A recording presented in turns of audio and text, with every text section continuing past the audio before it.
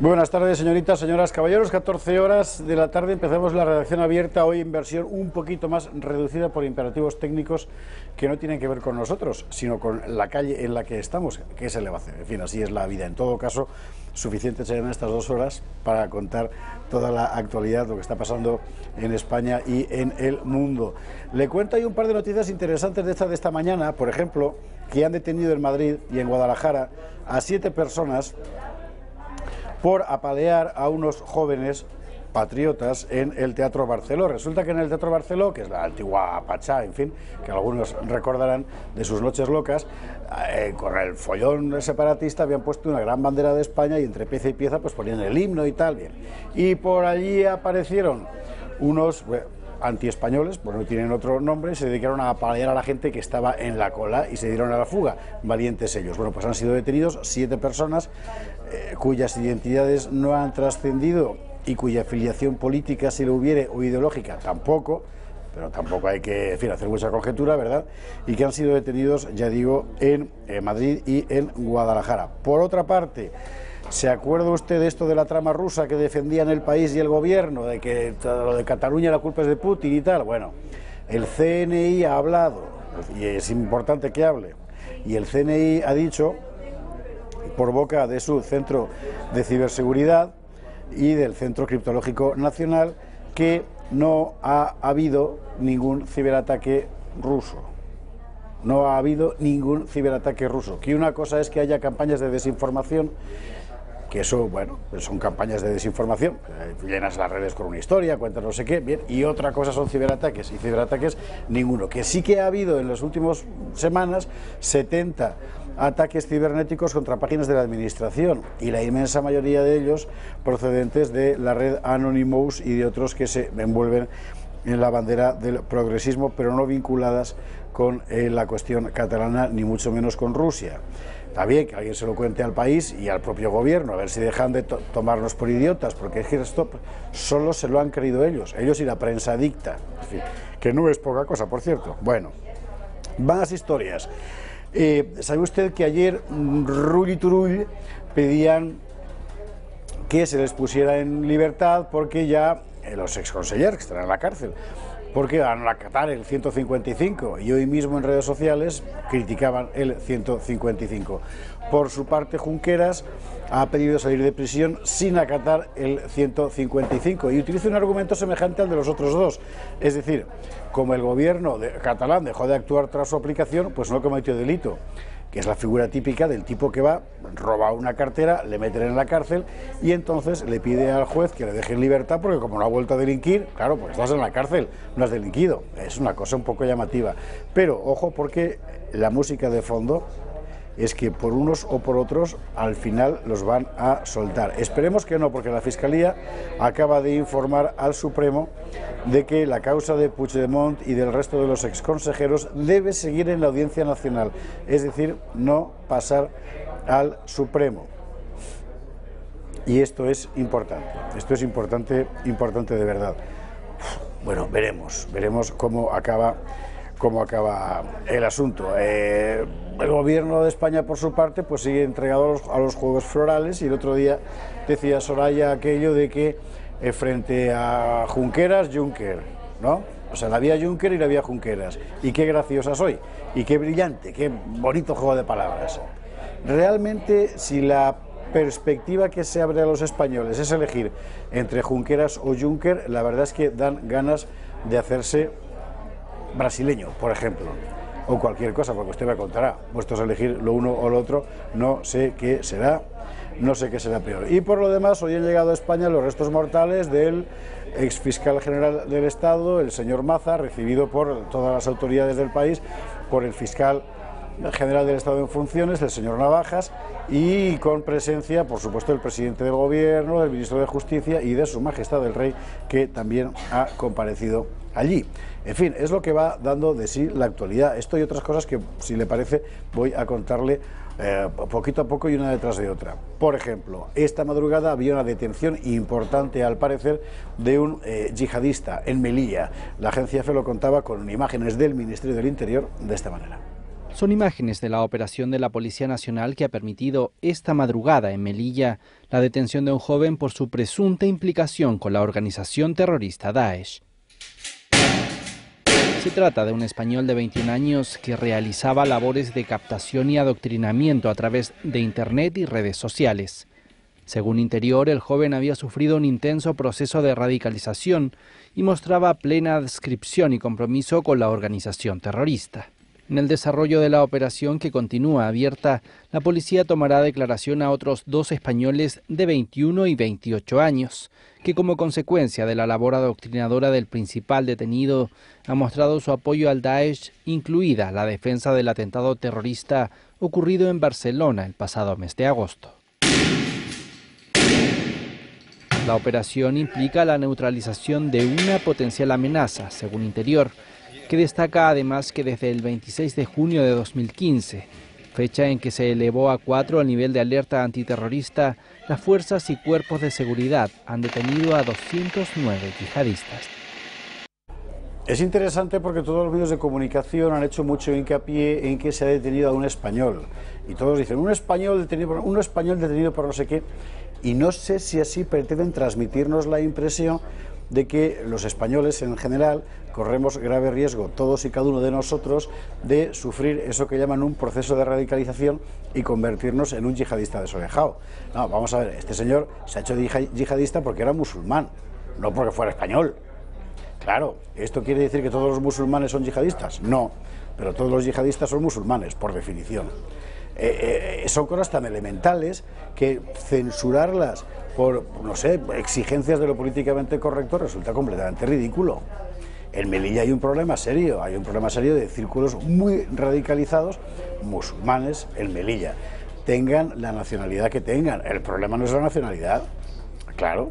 El problema es la pertenencia a un grupo étnico religioso concreto, una religión que se ve a sí misma como una teología política, no como una confesión de espiritualidad particular.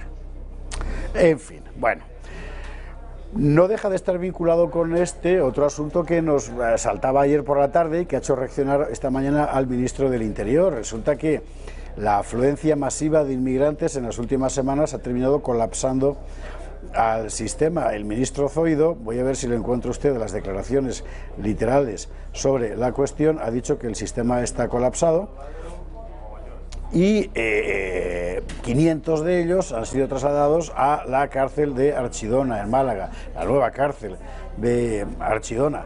Vamos a ver la noticia de la agencia EFE y luego, si le parece, comentamos.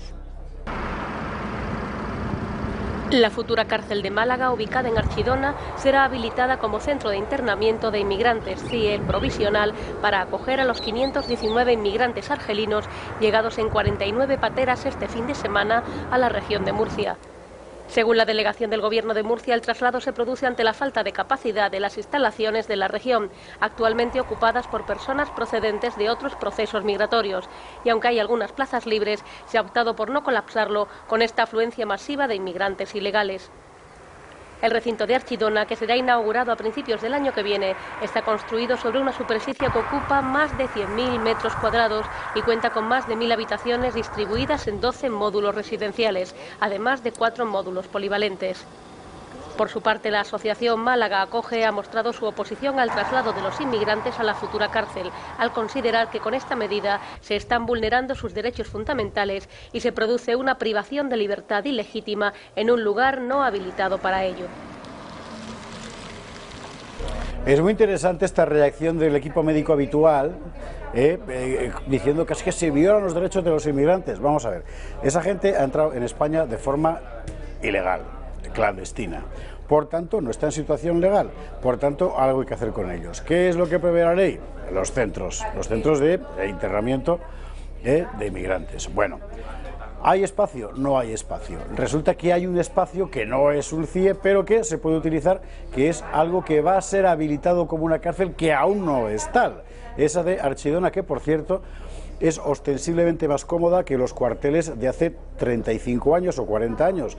Y quienes hayan hecho la mili en la época no me dejarán mentir, ¿verdad? Bueno, ¿dónde está exactamente el problema? ¿Qué quieres? ¿Que les hagamos a todos y cada uno de estos que acaban de llegar director general de algo en una comunidad autónoma o qué? Pues claro, El problema fundamental es el de partida, que sigue siendo el de partida y el de llegada. Pero es que lo natural es devolverlos. Y habrá que plantearse alguna vez si ese asunto de prohibir las denominadas devoluciones en caliente tiene algún sentido. Porque en frío ya estamos viendo, y lo contaba el otro día en la Gaceta, que devoluciones, en fin, sí, muchas, cierto, pero otros muchos sencillamente desaparecen del censo. Entonces, objetivamente hay un problema. ¿Caben o no caben? No caben. Vaya usted a cualquier barrio con abundancia de parados y verá cómo no caben. Entonces, ¿qué haces? Por cierto, la Unión Europea acaba de tirarle de las orejas escandalizada y un poco hipócrita, todo se ha dicho, a Libia, porque han descubierto que las mismas redes de tráfico humano amparadas por corrupción allá en África y acá en Europa están vendiendo como esclavos a los inmigrantes que llegan y no logran embarcar, a razón de 400, 500 euros por cabeza. Claro, y ha sido el escandalazo. ¿Cómo es posible que? Bueno, vamos a ver, yo creo que están mintiendo, porque si no están mintiendo sería muy preocupante. Todo el mundo sabe desde hace muchos años que las mafias del tráfico humano en el Sahel y en los países del norte de África hacen tráfico de esclavos. En el caso del Sudán incluso hay comunidades religiosas que se dedican a redimirlos. Hoy en día. Con las mafias del tráfico humano que siguen llevando gente desde el África Negra hasta las costas libias para llevarlos a Europa, ocurre lo mismo. Y ese problema libio, que por cierto creamos nosotros, Estados Unidos, Francia, Inglaterra y España, la España de Zapatero, la España de el general José Julio de Podemos, que era el GEMAD entonces, bueno, esa Libia ahora es lo que es, pues una cueva de piratas que se dedica, entre otras cosas, al tráfico humano de esclavos. Bueno, entonces, ¿qué haces? Desmantélalo, exígelo, en fin, utiliza la fuerza, lo que quieras. Esta historia de Libia será para escribir algún día un libro y poner negro sobre blanco y una cosa detrás de otra la infinita hipocresía de la Unión Europea. Que un régimen detestable, pero estable, que era el de Gaddafi, lo convirtió en 3 o 4 regímenes más detestables aún y encima inestables, y que han provocado una tragedia humana sin precedentes, mucho más de lo que hubiera ocasionado dejar a Gaddafi en el poder. ¿Qué pasó allí? Alguien debería dar explicaciones. Zapatero, por ejemplo, que anduvo metido en aquel asunto. Ahí el único que vio lo que iba a pasar era Berlusconi, que se opuso a cualquier intervención y al final no le hicieron caso porque solo era Italia, pero él sabía lo que había por medio. En fin, bueno. Estamos de resaca por la cobra que le ha hecho la Agencia Europea del Medicamento a Barcelona, que finalmente se marchó a Ámsterdam, como usted sabe. En fin, ya sabe usted que Puigdemont ha escrito diciendo la culpa es del Estado porque no sé quién, no sé cuántos. Bueno, a lo mejor hay alguien en Cataluña e incluso en el resto de España que cree realmente que la culpa de esto es del gobierno español, pero bueno, pues como creer en ovnis de colores. Todo el mundo sabe, evidentemente, que la culpa es de quienes han convertido a Cataluña en un lugar que a ojos de cualquiera que vive afuera, pues no es un lugar tranquilo, por tanto, eliges otro si puedes, es lo que ha pasado.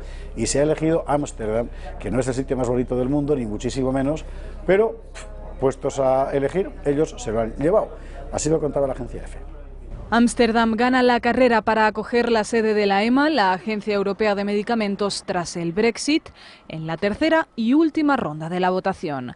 La elección de Ámsterdam se logró por sorteo al producirse un empate técnico entre la capital holandesa y Milán, que sin embargo había logrado posicionarse en primer lugar tanto en la primera como en la segunda votación. Barcelona recibió 13 puntos en la primera votación, lo que la situó en quinto lugar y la dejó fuera del proceso, mientras que Milán obtuvo 25 puntos y Copenhague y Ámsterdam consiguieron 20 cada una.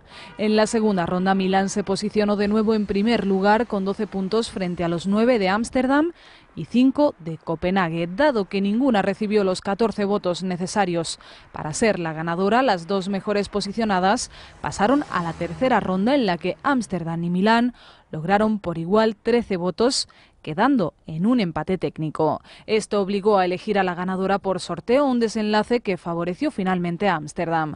La Agencia de Medicamentos se encarga de supervisar y autorizar la comercialización de fármacos en la Unión Europea. Tiene 890 empleados y recibe al año la visita de unos 35.000 expertos de la industria. Dentro de esta recolocación de sillas musicales a la que ha obligado el Brexit estaba la de la Agencia Europea del Medicamento y estaba también la de la Autoridad Bancaria Europea. Bueno, esta se va a París. Macron había peleado mucho porque fuera para allá y tal, a Frankfurt la habían descartado, seguramente porque va a ser demasiada autoridad bancaria en Alemania, y finalmente es a París donde se marcha. Vamos a ver. El Consejo de Asuntos Generales de la Unión Europea determinó este lunes que París será la nueva sede de la Autoridad Bancaria Comunitaria, cuando abandone Londres a causa del Brexit. En la tercera y última ronda de votación, la capital francesa resultó elegida por sorteo, ya que había quedado empatada a 13 puntos con Dublín. Una de las apuestas predilectas para albergar a la institución comunitaria era la ciudad alemana de Frankfurt. Sin embargo, esta quedó fuera de la carrera en la segunda ronda. El Consejo de Asuntos Generales de la Unión Europea, que confirmó su decisión a través de la red social Twitter, deberá ahora preparar las propuestas legislativas para los traslados que necesitarán el visto bueno final de los países y la Eurocámara. Francia contaba ya con 4 agencias de la Unión Europea, la Oficina Comunitaria de Variedades Vegetales, la Agencia Ferroviaria de la Unión Europea, la Autoridad Europea de Valores y Mercados y el Instituto de Estudios de Seguridad de la Unión Europea. Por su parte, la Autoridad Bancaria Europea, que cuenta con 159 empleados, es la encargada de garantizar un nivel efectivo y coherente de la regulación y supervisión en todos los sectores bancarios europeos. Bueno, una nota más de carácter económico concierne específicamente a España, y es que el efecto de la fuga de empresas desde Cataluña empieza a notarse ya, y sobre todo es posible calcular cuál va a ser su efecto a medio plazo, que es devastador. Es decir, la verdad es que toda esta historia probablemente se ha cargado a Cataluña. Dentro de un año lo veremos. Ayer en el informativo de esta casa, María Matos hacía un breve balance de la situación y hablaba sobre esta y otras cuestiones con el economista Juan Carlos Bermejo. Vamos a recordarlo. Y la fuga de empresas tras el órdago independentista sigue causando estragos en Cataluña. Aunque desde la aplicación del artículo 155 se ha frenado la sangría, el éxodo continúa y todos los días se siguen marchando decenas de compañías de la región. De hecho, ya son 2.573 empresas las que han abandonado Cataluña desde el día 2 de octubre. Además de que hayan modificado su domicilio social, en los últimos días en Cataluña solo se han quedado 20 empresas que facturen más de 1.000 millones de euros anuales, según se desprende de un informe de la Cámara de Comercio de Madrid.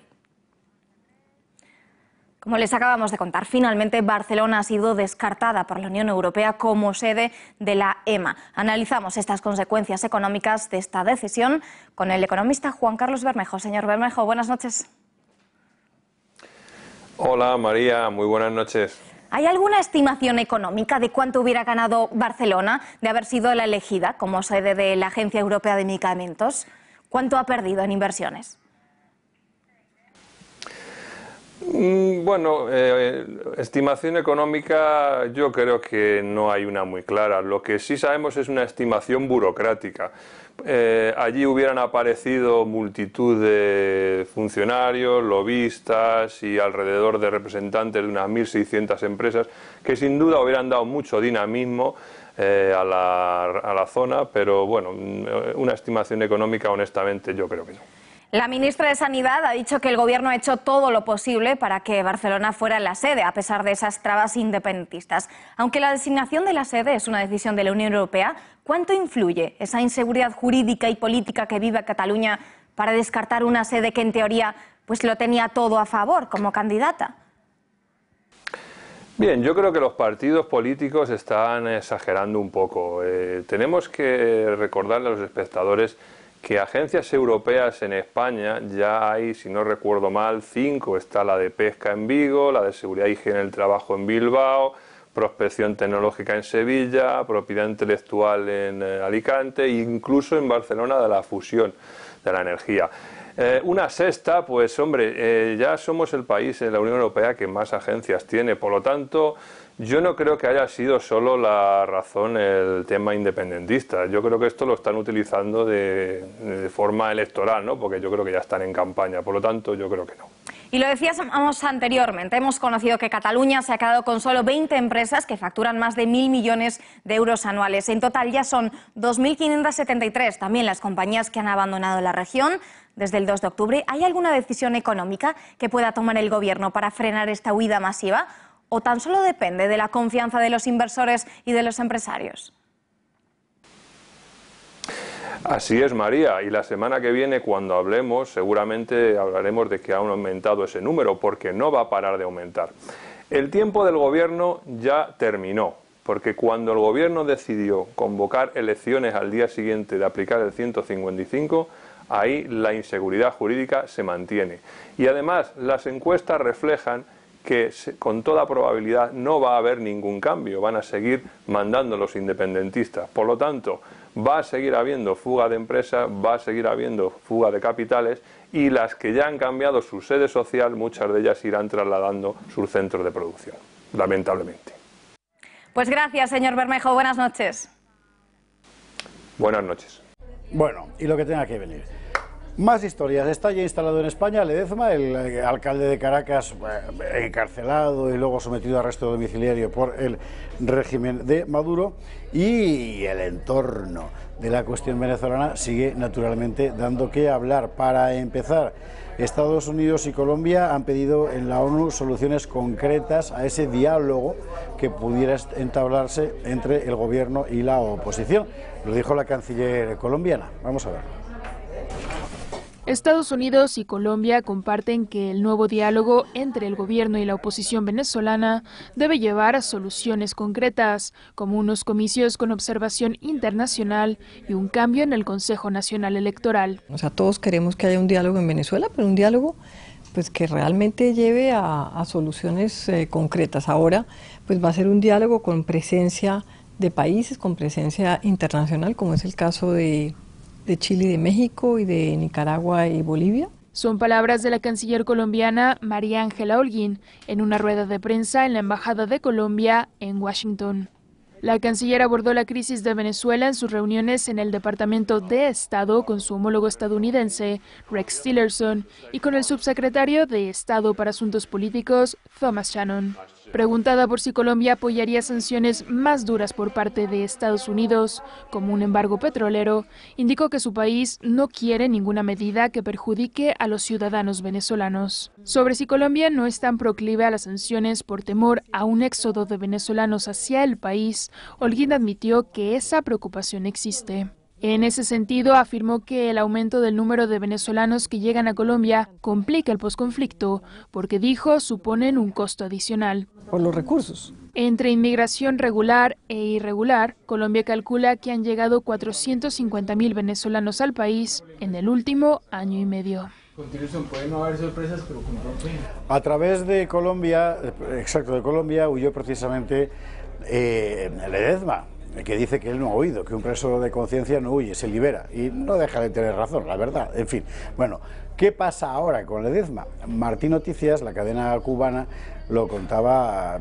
en la última hora, de su estancia en Madrid, y lo que la oposición allá dice, porque, por así decirlo, Ledezma puede convertirse en cabeza de la oposición en el exilio. Y, por cierto, va a costar convencer de eso a las cabezas, si me permite usted el término, de ratón, es decir, de grupo pequeño de la oposición en Venezuela. Vamos a verlo. Tras escapar de su arresto domiciliario y huir de la dictadura chavista, el opositor Antonio Ledezma relató cómo logró burlar a sus carceleros y sus planes para proseguir la lucha por la democracia fuera de Venezuela. Alejandro Marcano amplía. Opositores en el exilio propusieron nombrar presidente al fugado Antonio Ledezma. Un abogado pidió al autodesignado Tribunal Supremo de Justicia estudiar esta opción. Entre tanto, el alcalde Ledezma está en libertad y contó la hazaña de cómo logró burlar a sus carceleros oficialistas. Que fueron más de 29 puntos de control, eran trochas, eran lugares controlados por policía, por efectivos de la Guardia Nacional. Y bueno, y hay que estar preparado anímicamente para eso. Y yo iba en la carretera y pensaba era en mis hijas, en mi hijo, en mis nietos, en mi esposa, que se enteraron, porque nadie sabía de la decisión que yo había tomado. Militares descontentos con el gobierno lo ayudaron a escapar. Militares que tú ves a veces en ruedas de prensa, uno que otros militares me hicieron llegar la información. Gente que está en los servicios de inteligencia me hicieron llegar la información. No solamente el plan conmigo, sino con otros líderes de la oposición a los que quieren doblegar. Confesó que nunca pensó en huir, pero las circunstancias del país lo llevaron a tomar la decisión. Primero, pensar que puedo ser más útil, porque es necesario contribuir a organizar al exilio venezolano. No estamos hablando de un viaje de unos miles de venezolanos, estamos hablando de una diáspora, la más grande del mundo en estos momentos. Estamos hablando de más de 2 millones de personas que quieren luchar. Hoy se nos escapó Antonio Ledesma. Aunque Maduro se burló de Ledesma, a quien llamó vampiro, es inocultable la furia chavista que se desató luego de que Ledesma se reuniera con Rajoy en España. De hecho, a varios presos políticos, entre ellos Iván Simonovich, le colocaron grilletes electrónicos y reforzaron las medidas de seguridad. Por cierto, que la gente me dice, usted se fugó, yo no me fugó, los presos políticos no se fugan, los presos políticos de conciencia se liberan a sí mismos. Alejandro Marcano, Martín Noticias. Esas imágenes que hemos visto antes de la entrevista de Ledesma son las que ayer colocábamos aquí, de esa exclusiva formidable de NTN24 que consiguió un auténtico scoop, que se llama en la jerga profesional. Desde luego, NTN24 merece un premio por esa información. Es verdad que normalmente los premios se dan solo al mundo progre, entonces, en todo caso, por lo que a nosotros concierne, considérense condecorados, porque el trabajo que han hecho es fantástico. NTN24 cuenta también cómo ahora mismo en Venezuela, además de la convulsión política, el problema fundamental es la escasez de todo, de medicamentos, de efectivo y de alimentos, y muy seria. Vamos a verlo. Marcha por la vida en Venezuela. Decenas de pacientes han protestado hoy en Caracas para exigir la apertura de un canal humanitario que les permita acceder a los medicamentos que necesitan para vivir. Entregaron un documento ante las Naciones Unidas para pedir ayuda. Aseguran que se están muriendo por la falta de medicinas. NTN24 está en el lugar de la noticia con nuestro periodista Oliver Fernández. Oliver, muy buena tarde. Adelante.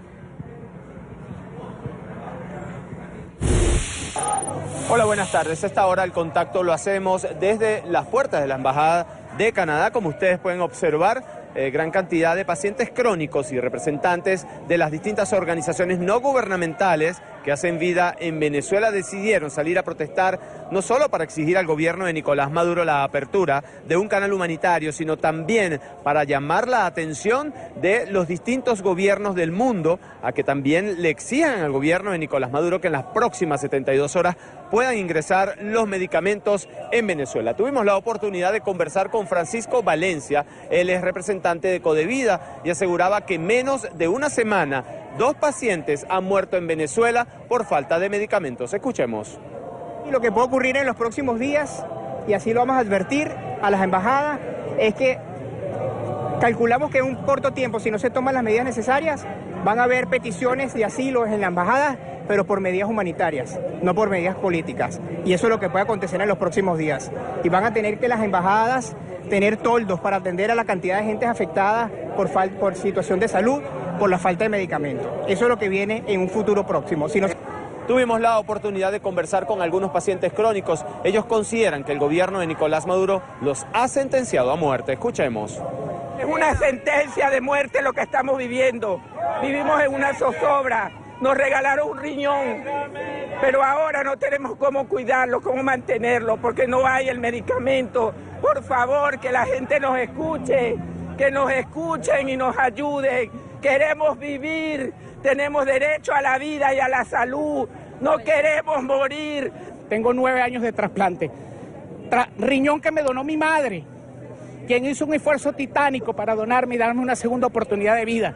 Hoy mi madre, hace 3 meses, murió por la falta de medicamentos oncológicos, murió de cáncer, y no me puedo permitir que el esfuerzo que hizo mi madre se vaya en vano. La misión de ella fue que yo viviera, Y aquí estoy exigiéndole al Estado venezolano que cumpla su deber mínimo constitucional, que es el derecho a la salud. Yo pudiera morir, amigo. Yo pudiera morir en cualquier momento por la ausencia de los medicamentos. Es evidente, no puede ser que aquí en este país, un país como dicen rico en todos los sentidos, no haya dinero para comprar medicina, haya dinero para comprar armamento. Es injusto. No puede ser que estén comprando armamento cuando la gente se está muriendo de hambre. Freddy Ceballos, representante de la Federación Farmacéutica de Venezuela, asegura que la escasez de medicina supera 90%. Es la información que manejamos desde Caracas y con ella los invitamos a que continúen con más en nuestro Centro Internacional de Noticias.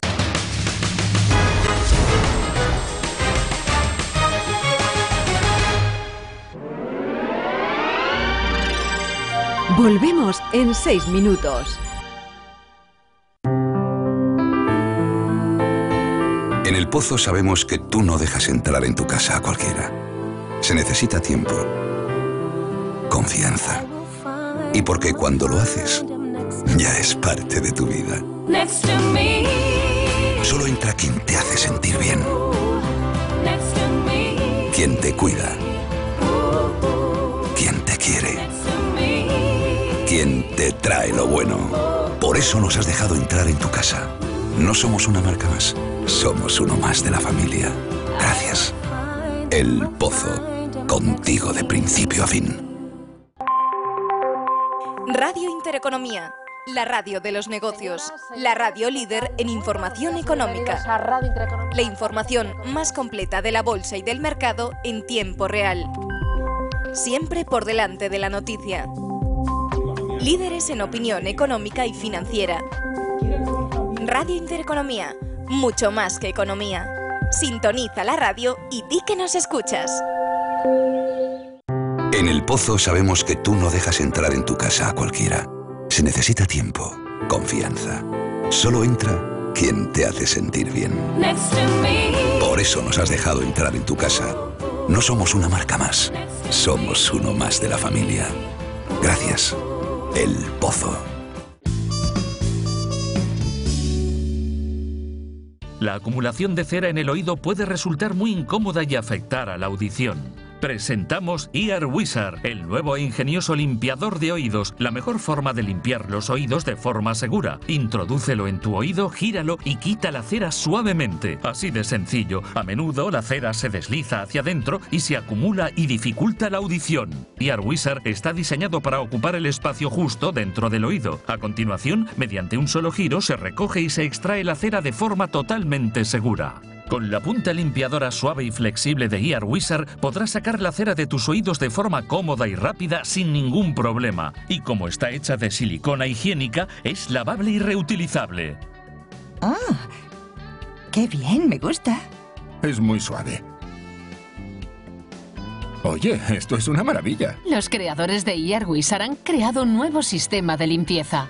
Y la diferencia más significativa es esta punta de silicona limpiadora en espiral que extrae la cera del oído mediante un simple giro así de fácil. Y es especialmente útil para la gente mayor porque sus manos no son tan firmes como antes. ¿Quién hubiera dicho que a nuestra edad nos limpiaríamos los oídos de otra manera?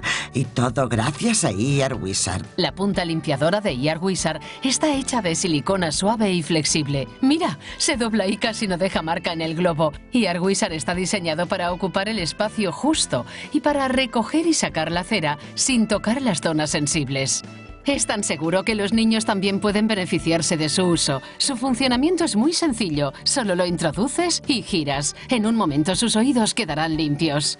Es la forma más efectiva y segura de ayudar a las personas mayores en la higiene de su oído. Actúa con suavidad en mi oído y luego extrae la cera. Además, el movimiento giratorio de Ear Wizard prácticamente no toca las paredes del canal auditivo. La limpieza de precisión de Ear Wizard eliminará todos los depósitos de cera. Notarás cómo tus oídos quedan limpios y lo que es mejor, está hecho de silicona higiénica que puede lavarse y reutilizarse. Con Ear Wizard todo es comodidad. Y la punta de silicona es muy fácil de limpiar y puedo utilizarla una y otra vez. El diseño ergonómico de Ear Wizard hace posible que cualquier persona pueda utilizarlo con facilidad. Earwisar es algo maravilloso. Ahora no me molestan los oídos y la acumulación de cera ha desaparecido. Es bastante cómodo.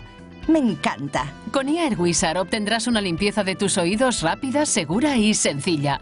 Es ligero, compacto y completamente manual. Está diseñado ergonómicamente para adaptarse a cualquier mano. Introdúcelo en tu oído, hazlo girar brevemente y luego sácalo. Así de fácil.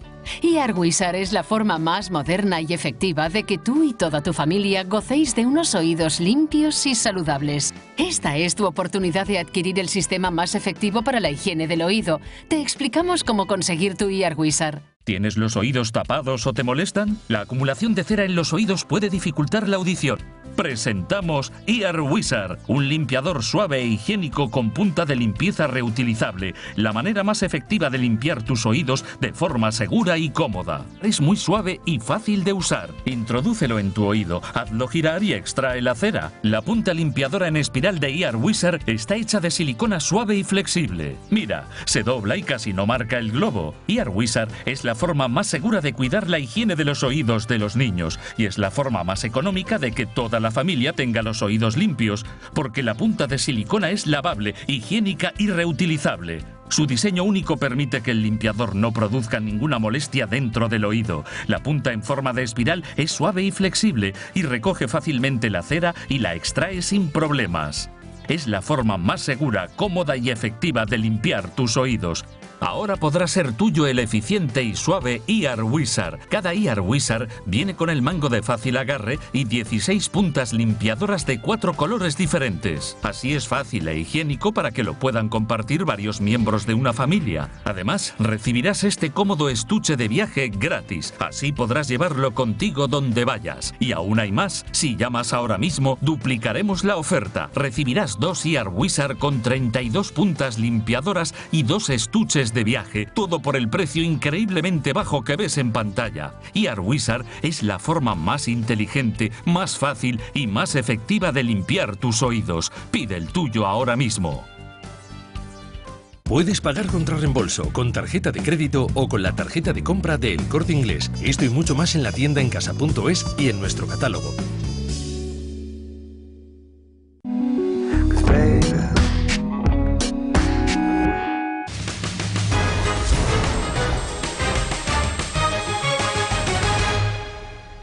(14:37), estamos de vuelta. Le cuento que Pablo Iglesias, ha tachado de gentuza y fascista a los agentes que le insultaban en un chat y les ha instado a dejar el cuerpo policial. Esta gente que tiene las garras tan largas y luego la piel tan fina, a mí no deja de sorprenderme. O sea, que una señorita asalte una capilla, habla bien de ella y le faculta para ser no solo concejal, sino portavoz del Ayuntamiento de la capital de España, pero en un chat privado hacer comentarios, yo no digo que elogiosos, en fin, que encomiables, que no, me parece muy mal, pero da igual, comentarios en un chat privado sobre Pablo Iglesias, por ahí sí que no pasamos, faltaría más. Son gentuza fascista, desde luego. En fin, bueno, seguimos. Hablando de gentuza, Corea del Norte vuelve a la lista de patrocinadores del terrorismo. Vamos a verlo. Today the United States is designating North Korea as a state sponsor of terrorism. El presidente de Estados Unidos, Donald Trump, ha devuelto a Corea del Norte a una lista de la que había salido hace casi una década, la de países patrocinadores del terrorismo. Una decisión que vendrá acompañada de nuevas sanciones para seguir presionando a Pyongyang a poner fin a su desarrollo nuclear.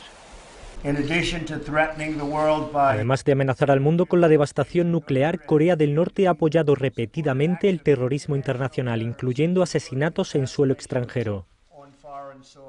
Esta decisión, en palabras de Trump, es un paso crucial hacia el objetivo de lograr la desnuclearización de la península coreana, que él mismo promovió durante su reciente gira asiática por Japón, China, Corea del Sur, Vietnam y Filipinas. La Casa Blanca ya había adelantado en las últimas semanas que Trump evaluaba volver a incluir a Corea del Norte en la lista de países a los que Estados Unidos considera patrocinadores del terrorismo y de la que Pyongyang salió en 2008. Fue en ese año cuando el gobierno del presidente George W. Bush sacó a Corea del Norte de la lista gracias a los progresos en las conversaciones a 6 bandas para intentar lograr la desnuclearización del régimen de los Kim. Trump también ha dicho varias veces que no descarta una acción militar contra el régimen de Pyongyang, ya que a su juicio años de diálogo no han servido absolutamente para nada. Este vídeo es de ayer por la tarde, si no me equivoco, y esta mañana la agencia EFE tenía que volver a subir otro vídeo sobre el mismo asunto. Es verdad que en Corea del Norte, o mejor dicho, sobre Corea del Norte, todos los vídeos parecen iguales siempre, porque la gente está haciendo lo mismo todo el rato, o se cuadra o aplaude. Bueno, digo que tenía que volver a sacar otro porque Kim Jong-un reaccionaba a estas sanciones diciendo aquello de Nietzsche, de que lo que no me mata me hace más fuerte, vulgo lo que no mata engorda. O sea que la sanción es fenomenal porque hacen que aumente, se intensifique el espíritu norcoreano. Vamos a ver. El líder norcoreano Kim Jong-un ha asegurado que las sanciones en su contra hacen más fuerte al espíritu nacional durante una visita a una fábrica, según informaron este martes los medios estatales. La información de la agencia oficial del régimen llegó horas después de que el presidente de Estados Unidos, Donald Trump, anunciara su decisión de incluir nuevamente a Corea del Norte en la lista de países patrocinadores del terrorismo. La designación está acompañada de nuevas sanciones contra el hermético país y está en línea con la actual estrategia de presión de Washington para poner fin al programa nuclear del régimen de Pyongyang. Sin embargo, la mayoría de analistas considera que la inclusión de Corea del Norte en la lista tendrá un efecto más bien simbólico, dada la enorme cantidad de sanciones que ya soporta el país por sus continuas pruebas de armas. ¿Ve usted que salen siempre aplaudiendo igual? Es una cosa impresionante lo de esta gente. Bueno, en fin, a eso va a ir para largo, pero en la clave, como todos sabemos, es China, que ha hecho una cosa muy singular. Por una parte, bajo cuerda y digamos de forma no particularmente pública, darle un palo a Pyongyang y al mismo tiempo públicamente decir que hemos de colaborar más. Típica jugada china, habrá que ver cómo acaba. Una última nota internacional, sin salir de Asia, el asunto de los rohingyas en Birmania, porque Amnistía Internacional ha acusado al gobierno birmano de emplazar un sistema de apartheid contra los rohingyas. Vamos a verlo. Amnistía Internacional acusó a Birmania de imponer un régimen de apartheid a la minoría musulmana rohingya y denunció que este sistema institucionalizado de discriminación constituye un crimen contra la humanidad. La organización hizo la denuncia en la presentación en Bangkok de una investigación de 2 años sobre las condiciones que los rohingyas padecen en el estado de Rakhine, en el oeste de Birmania, donde esta minoría no tiene reconocida la ciudadanía. Según Amnistía Internacional, los rohingyas están atrapados en un sistema viciado de discriminación institucionalizada y promovida por el Estado, que supone la restricción severa de virtualmente todos los aspectos de sus vidas, incluido el confinamiento en guetos. La organización señaló que la represión contra los rohingyas se intensificó dramáticamente tras el brote de violencia sectaria entre comunidades de esta minoría y de la mayoría budista Rakhine en 2012. Esto supuso la implantación de una intrincada red de leyes que, entre otros, restringe su libertad de movimientos, lo que les impide acceso a empleo, asistencia sanitaria o educación, o les priva de ciudadanía y documentos de identificación. La organización señaló que esto impide el retorno de los rohingyas que han salido del país, incluidos los 700.000 que huyeron hacia Bangladesh tras las operaciones que el ejército birmano llevó a cabo en el norte de Rakhine entre 2016 y 2017, en respuesta a ataques de insurgentes de esta minoría. Y como de costumbre, se omite el elemento fundamental, que es que se trata de una minoría étnica musulmana en un país que no es musulmán, y que como musulmanes buscan, seguramente de forma legítima, su propia forma de organización, cosa por la cual el Estado birmano no pasa desde el principio. Bueno, y sin meter ese elemento no se entiende nada de lo que está pasando. Como son las 14:44 y hoy es un día complejo por esos motivos técnicos que le decía al principio, no imputables a esta casa, sino a unas obras que hay en la calle, vamos a abrir, si le parece, ya la información nacional y vamos a hacerlo por lo que ayer contaba la Gaceta y después desarrolló Juan Fluger en el informativo de esta casa, acerca de los mozos de escuadra, pero es una cuestión fundamental, es decir, se ha constatado que querían destruir documentos relativos al referéndum ilegal del 1 de octubre, con lo cual tenemos a una fuerza pública que forma parte de los cuerpos y fuerzas de seguridad del Estado, involucrada plenamente y de forma orgánica en una operación de sedición. Y me contará usted qué hacemos que no la hemos desmantelado todavía. En fin, ayer en el telediario lo contábamos así.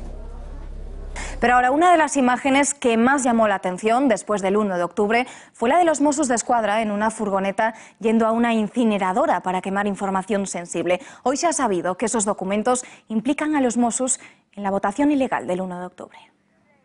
Son imágenes del pasado 26 de octubre. Ese día la Policía Nacional incautó documentos en papel que los Mossos d'Esquadra pretendían destruir en una incineradora. Según informa El Mundo y han confirmado a EFE fuentes próximas a la investigación, entre estos archivos, cuyo estudio aún no ha finalizado, la policía ha encontrado documentos que relacionan a mandos y agentes de la policía catalana con el referéndum del 1 de octubre.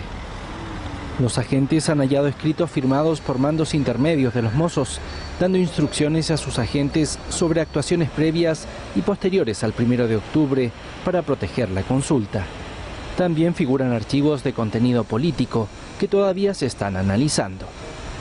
La Policía Nacional ya ha comunicado su hallazgo a la jueza de la Audiencia Nacional, Carmen Lamela, que investiga la supuesta pasividad de los Mossos durante el 1 de octubre, causa en la que está imputado el mayor de la policía catalana, Josep Lluís Trapero, destituido como jefe del cuerpo el pasado 28 de octubre. Vamos a hablar sobre esta cuestión con el periodista de La Gaceta, Juan Ernesto Fluger. ¿Qué es exactamente lo que querían destruir los Mossos? Juan Ernesto, buenas noches. Buenas noches, María. Pues sí, ya sabemos parte de esos documentos que la Policía Nacional incautó a los Mossos d'Esquadra cuando se disponían a destruirlos en una incineradora de papel en Sant Andrés del Besós.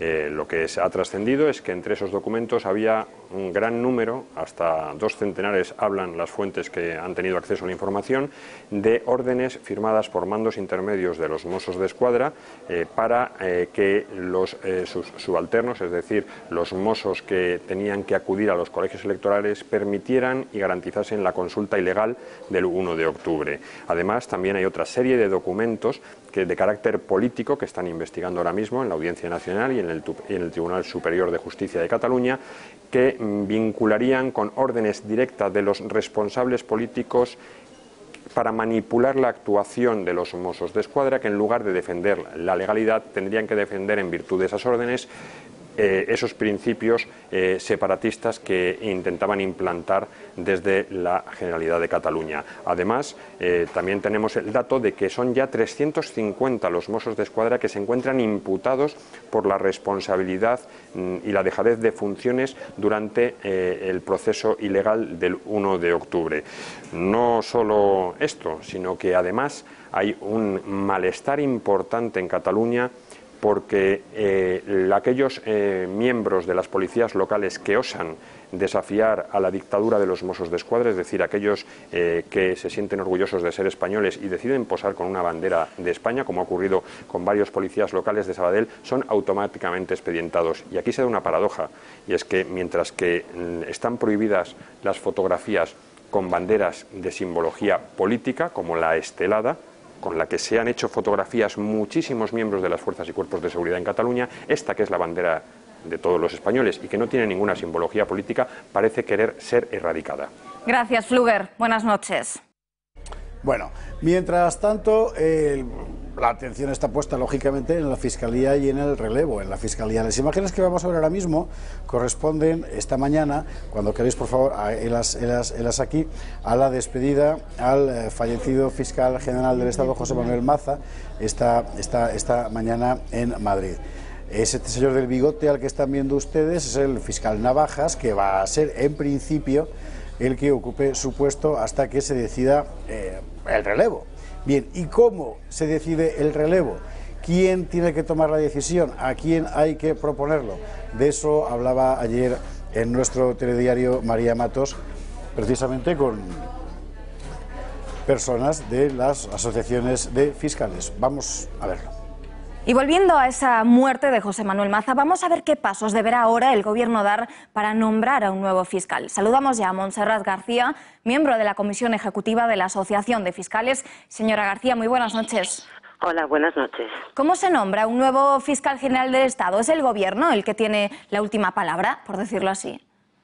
Bueno, la última palabra, de alguna manera, la tiene en cuanto a la propuesta, pero hay una intervención de los distintos poderes del Estado. La propuesta le corresponde efectivamente al Gobierno, dentro de una terna en la que exigen una serie de requisitos, como es un jurista de reconocida competencia con 15 años de ejercicio efectivo, y luego se requiere que se oiga al Consejo General del Poder Judicial y a la Comisión de Justicia del Congreso de los Diputados, y finalmente el nombramiento le corresponde al Rey. ¿Y cuándo sabremos? ¿Cuándo se va a hacer esto efectivo?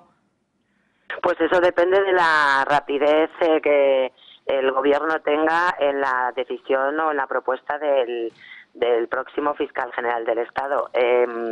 Hay un trámite, como se ha dicho anteriormente y he podido escuchar, que por ahora el fiscal general del Estado en funciones es la segunda cabeza de la Fiscalía General del Estado, Luis Navajas, pero es necesario pues que cuanto antes, en el tiempo máximo que marca la ley y en la medida de lo posible, pues en un tiempo anterior para dar una mayor estabilidad, se proceda al nombramiento del mismo.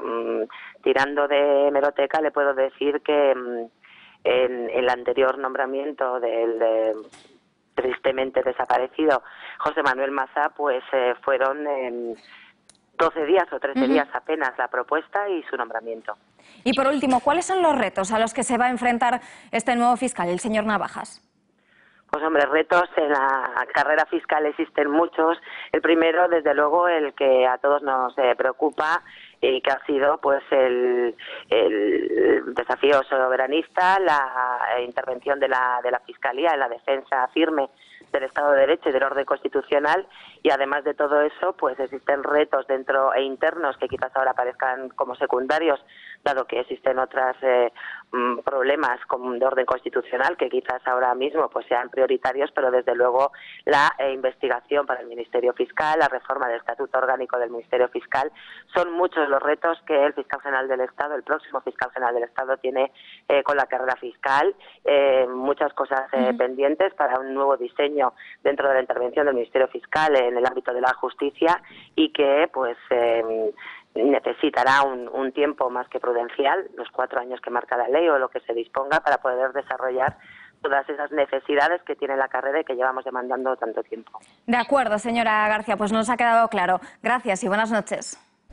En fin, enseguida volveremos al tema catalán, a la matraca catalana que decía el recluso aquel, porque es evidente que es de lo que hay que hablar, pero también hay que hablar de dinero. Bueno, de economía, que no es lo mismo. Fernando la tiene, hablar de dinero con Fernando, ya ve usted, está más carino que yo. Pero bueno, cierre de mercados a las 3:30, Radio Intereconomía. Bueno, la verdad es que no tenemos demasiadas novedades en el frente. Hoy la jornada está siendo muy tranquila, cuando no sosa, ¿no?, que dirían también los jornaleros de la bolsa, los que se dedican al día a día. Lo digo porque ahora mismo hay 3 importantes interrogantes sobre la mesa que va a costar despejarlo. En primer lugar, esos problemas que tiene Angela Merkel para formar gobierno en Alemania. Yo lo creo. Ha atascado un poquito, ha paralizado todo. Es que el tema es que la unión bancaria, por ejemplo, que en la que tenían puestas todas sus aspiraciones los guindos del mundo. La unión bancaria, los eurobonos, ¿te acuerdas tú de los famosos eurobonos? Sí, la unión fiscal, todo eso queda ahora mismo de alguna manera paralizado, aun sabiendo también que uno de los partidos que va a gobernar con Merkel en coalición, el Partido Liberal, no es totalmente euroescéptico.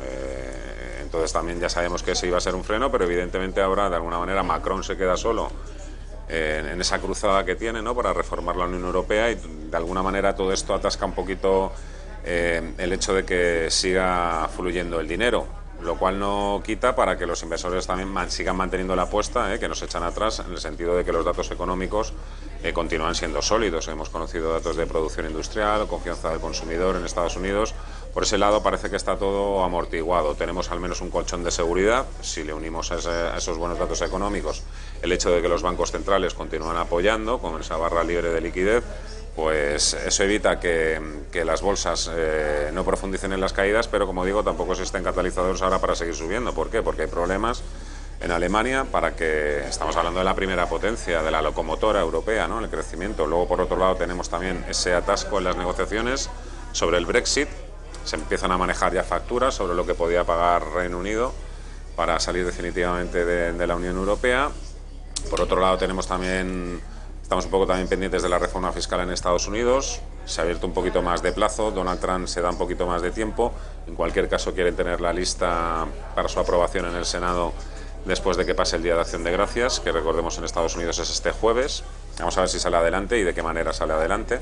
La verdad es que hay bastante escepticismo en Estados Unidos en cuanto a que la reforma pueda salir tal y como la propone Donald Trump. Sí, claro, al final efectivamente tiene que haber, falta el Senado además, ¿no? Claro, tiene que pasar todavía, se ha aprobado ya en la Cámara de Representantes, claro. Y ahora tiene que pasar el trámite del Senado, y en el Senado es donde las divisiones son más visibles, ¿no?, que en la Cámara de Representantes.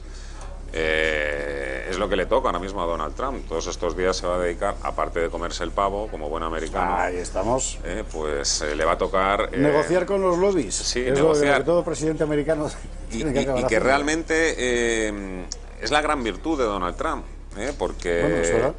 porque si por algo se ha caracterizado es por hacer negocios y haber sacado adelante esos negocios. Por lo tanto, esa capacidad de negociar es lo que se le supone, que ahí es donde puede dar un puñetazo en la mesa y sacarlo adelante. Por lo tanto, todo más o menos parado. Dirigimos nosotros la mirada también hacia otras cuestiones, por ejemplo la economía, no solo el bolsillo. Digo la economía porque ayer el presidente del Banco Central Europeo, Mario Draghi, volvió a insistir en la necesidad de que hay países que todavía tienen que seguir trabajando en el proceso reformista. Hoy lo ha vuelto a recuperar ese discurso el Banco de España.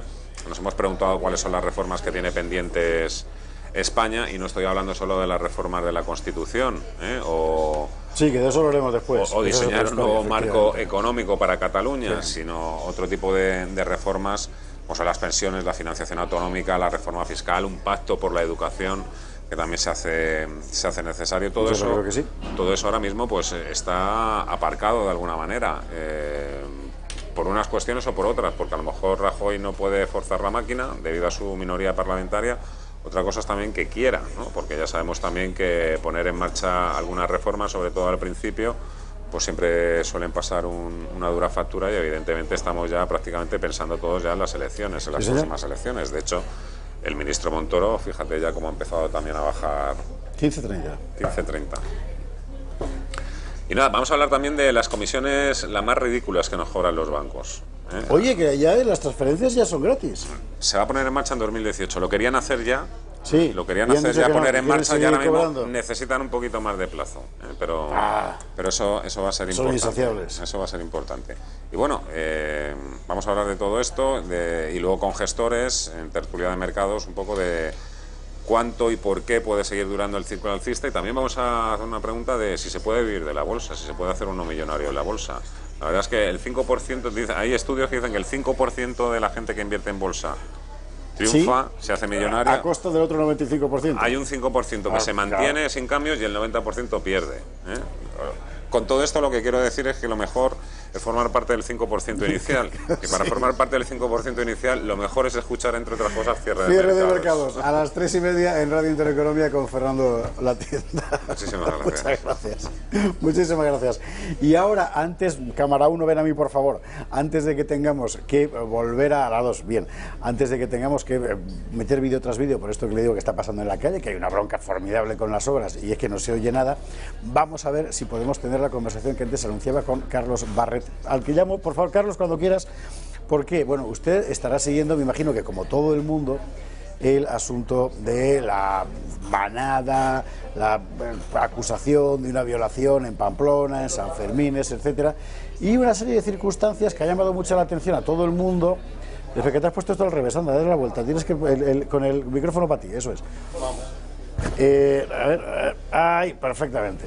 Circunstancias tan llamativas como que un informe de un detective privado posterior a los hechos haya sido tomado en cuenta por el tribunal.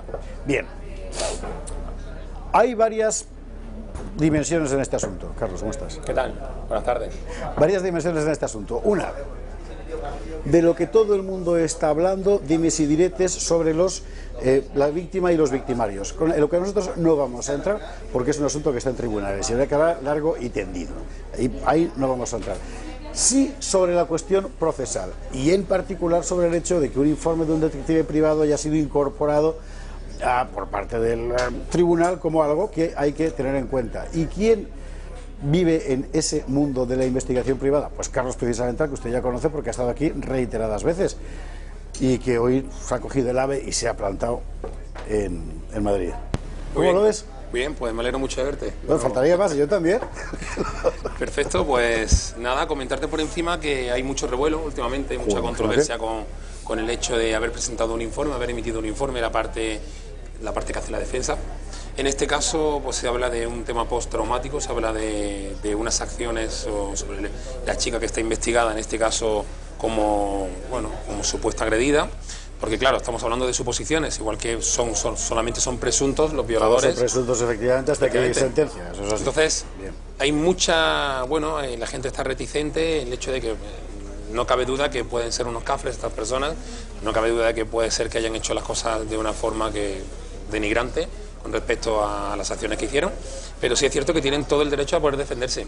Entonces, la acusación en principio pide una condena y ellos tienen que defenderse sobre esa condena. Así que lo que han estado mirando es la actuación de un detective privado para poder ver cuál es el modus operandi, la vida que lleva esta persona, si lleva una vida alegre, si socialmente no es solamente lo que está hablando un médico que pueda prescribir que lleve una vida, pues distendida, alegre, que no tenga preocupaciones, sino que realmente esta persona pues tenga una vida satisfactoria en todos los sentidos, de que entre, de que salga, de que consuma alcohol, de que tenga una vida que puede ser bastante normal, cuando posiblemente, si a ti te hubieran agredido sexualmente, estarías, no quiere decir que estés en tu casa encerrado, pero que a lo mejor sintomáticamente se puede denotar que no tienes un trastorno. Yo por eso te decía que prefería no entrar en valoraciones, porque yo tengo una educación extremadamente anticuada sobre este asunto. Bueno, pues ya somos dos. Entonces, sobre una cuestión en la que a una chica sale lesionada, aunque ella haya querido, me parece que es para coger a los varones y darles una somata de palos, simplemente. Por supuesto, no cabe duda. Pero aquí, como estabas hablando de cosas que son juicios... No estamos hablando de ética ni de moral, efectivamente. En fin, que hable el tribunal. Donde está la clave del asunto, digamos profesional, con F, precisamente, es en la incorporación de una investigación privada sobre la persona. Y la aceptación. Y la aceptación, lo cual significa, por otra parte, que el abogado de los acusados ha tenido la suficiente eficiencia procesal como para hacerlo. Siendo totalmente válida.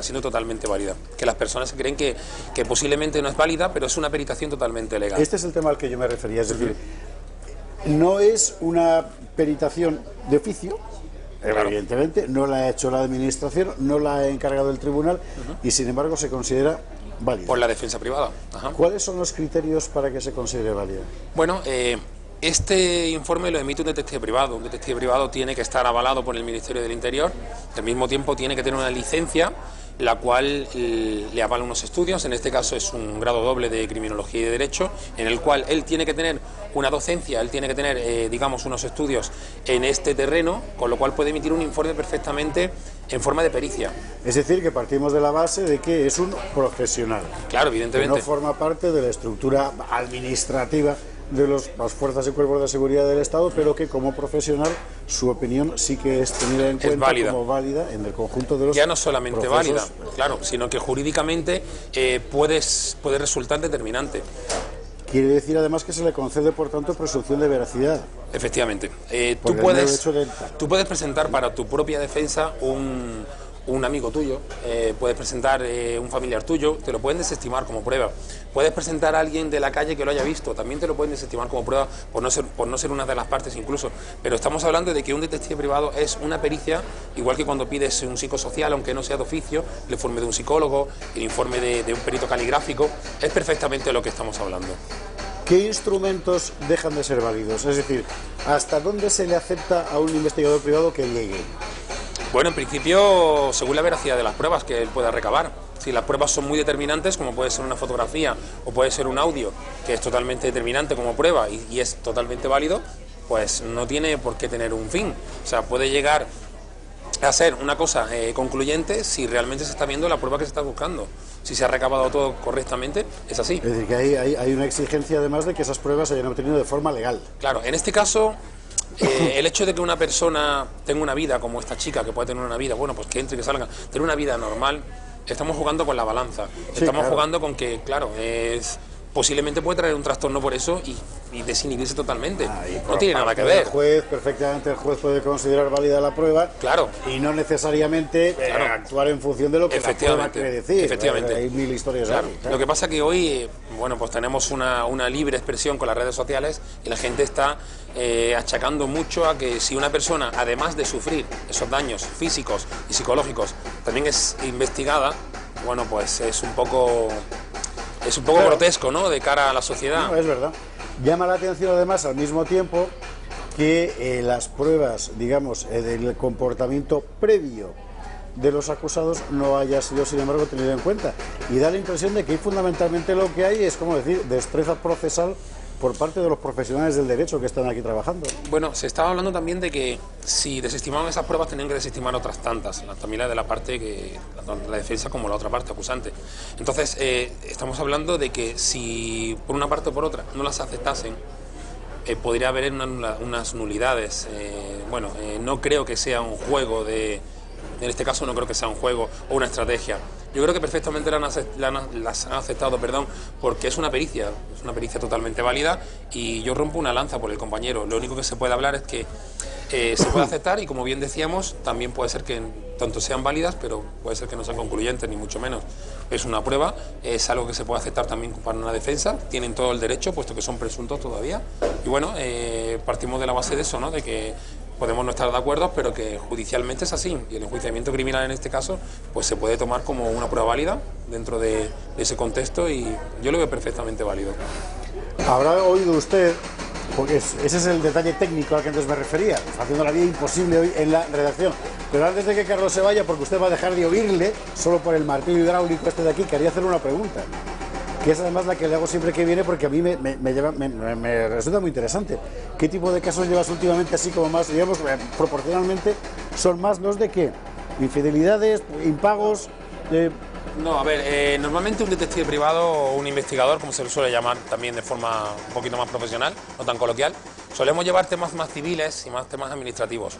En este caso no se nos permite llevar temas penales, pero sí podemos llevar una línea de investigación que sea paralela a un delito. Por ejemplo, yo estoy llevando temas como posibles negligencias dentro de incendios, estoy llevando, hablando de aseguradoras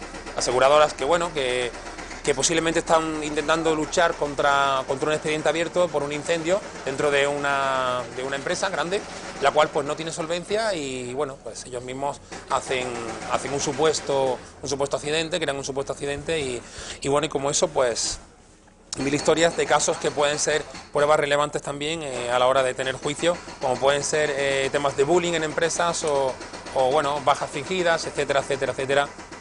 Yo le voy a encargar a Carlos, si me hace un precio módico, que averigüe por qué a las 3 en punto esta gente empieza a hacer esta bronca que está montando aquí.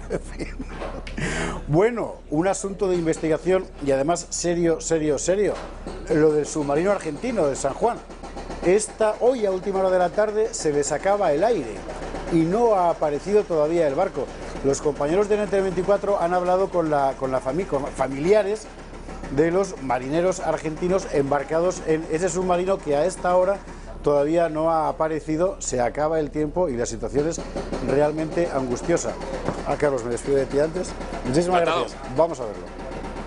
La Armada de Argentina sigue buscando el submarino Ara San Juan, que desapareció hace 5 días atrás en el Atlántico.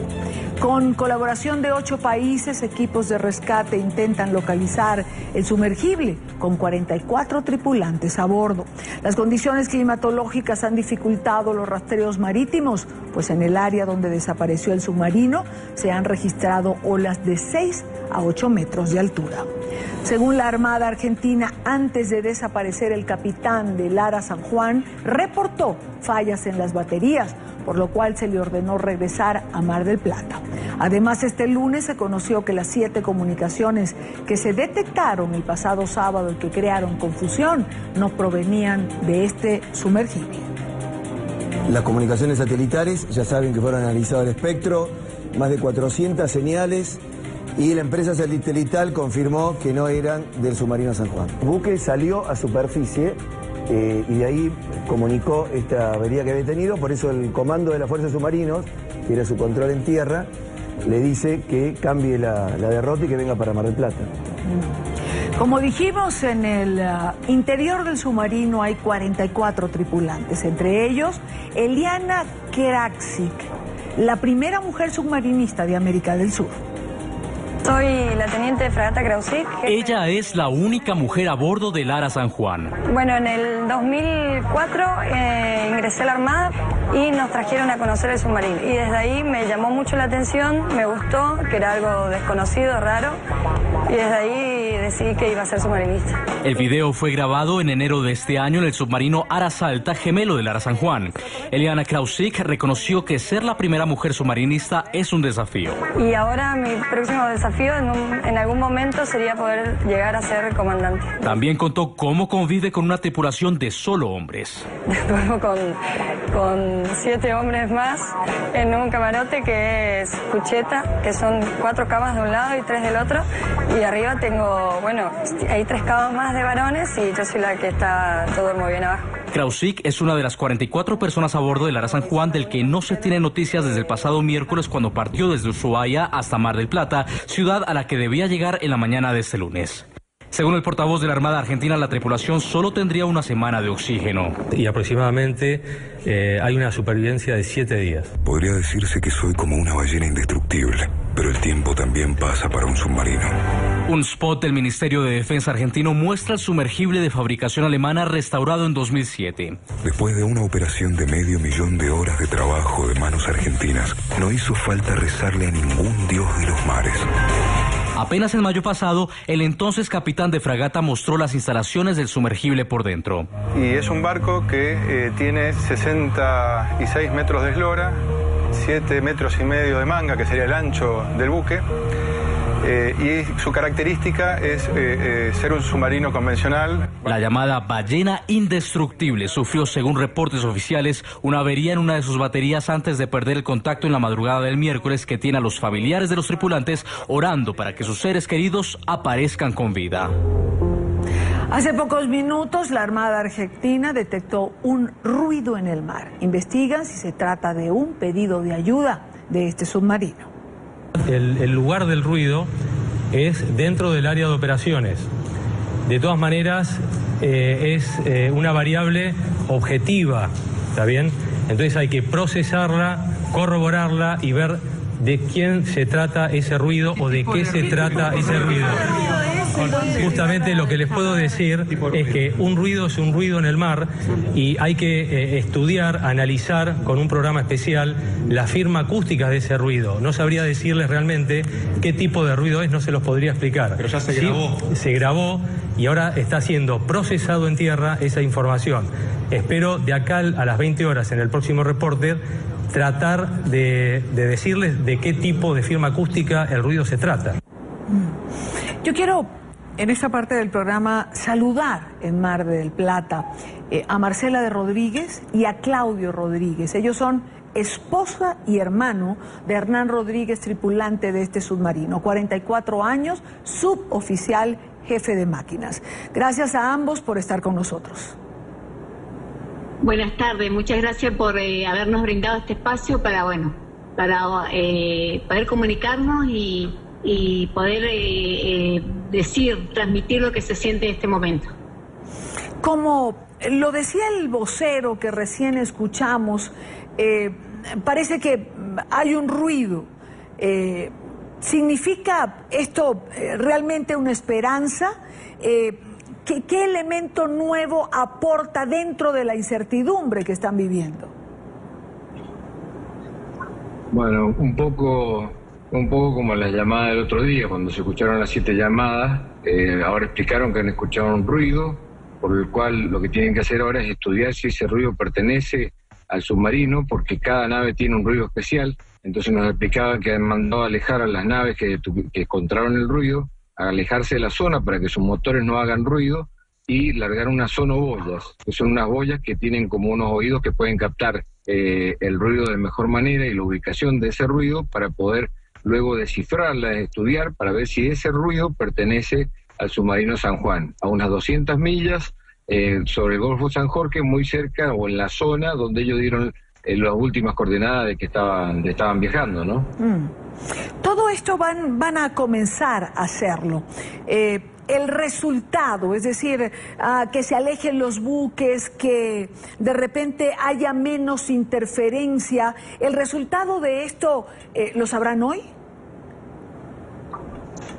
Apenas nos dijeron que apenas pudieran decodificar si el ruido pertenece, a qué pertenece, nos van a decir, porque también puede ser ruido de la tormenta, porque es una tormenta tremenda, ruido de animales, como una ballena que también hace ruido. Entonces ellos tienen que decodificar de dónde proviene el ruido y si pertenece al submarino, y apenas lo sepan nos contaron que nos iban a avisar, ¿no?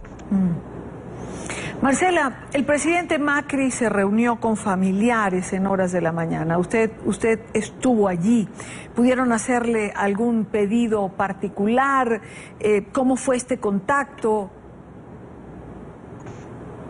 Sí, en realidad como que la familia, con respecto a la desesperación porque no tener una dieta y no poder encontrarnos con la situación, en realidad les solicitaron que querían una solución pronta a que nos pudiéramos reunir con ellos. Igual él lo ofreció, lo que estaba a su alcance lo iba a brindar. ¿En algún momento tuvieron ustedes alguna información de alguna falla en el submarino?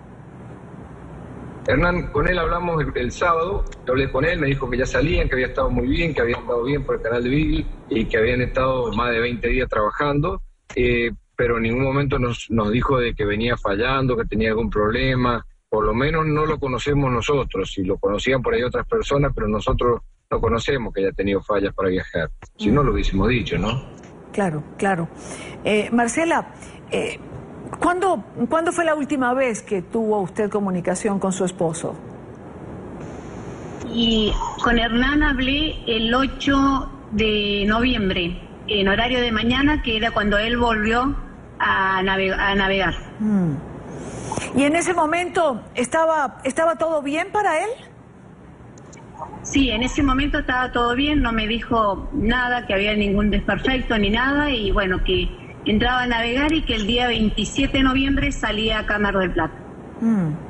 Son circunstancias difíciles, son circunstancias complicadas para ustedes.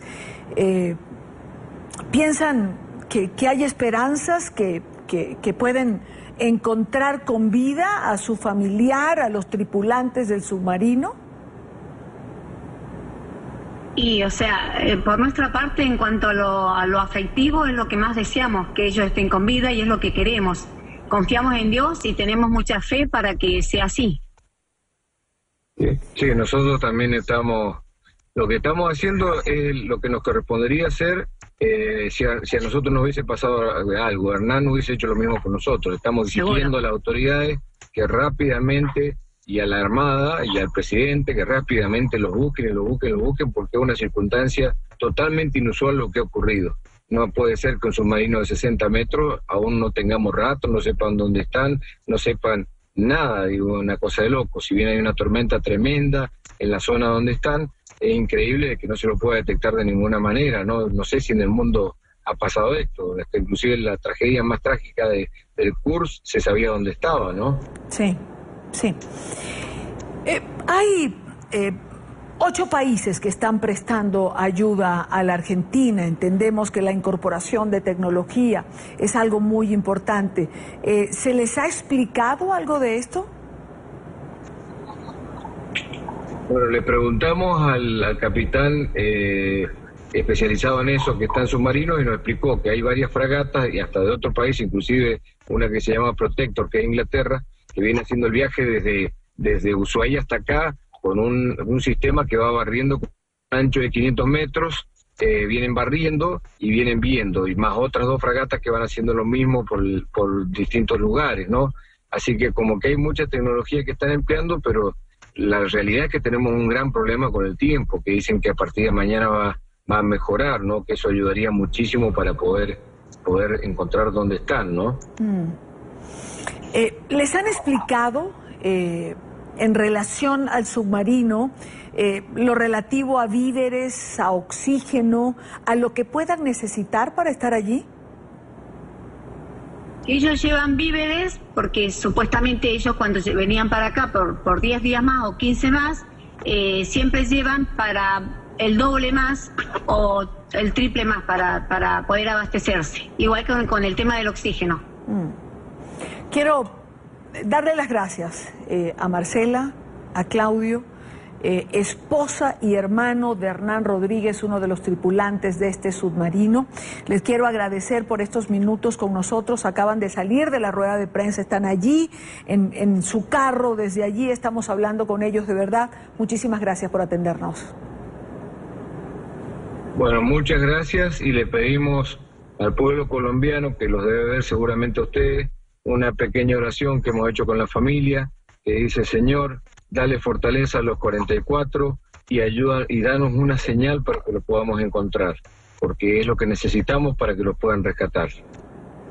Ojalá y así sea, y cuenta pues con las oraciones de quienes seguramente le están viendo en este momento.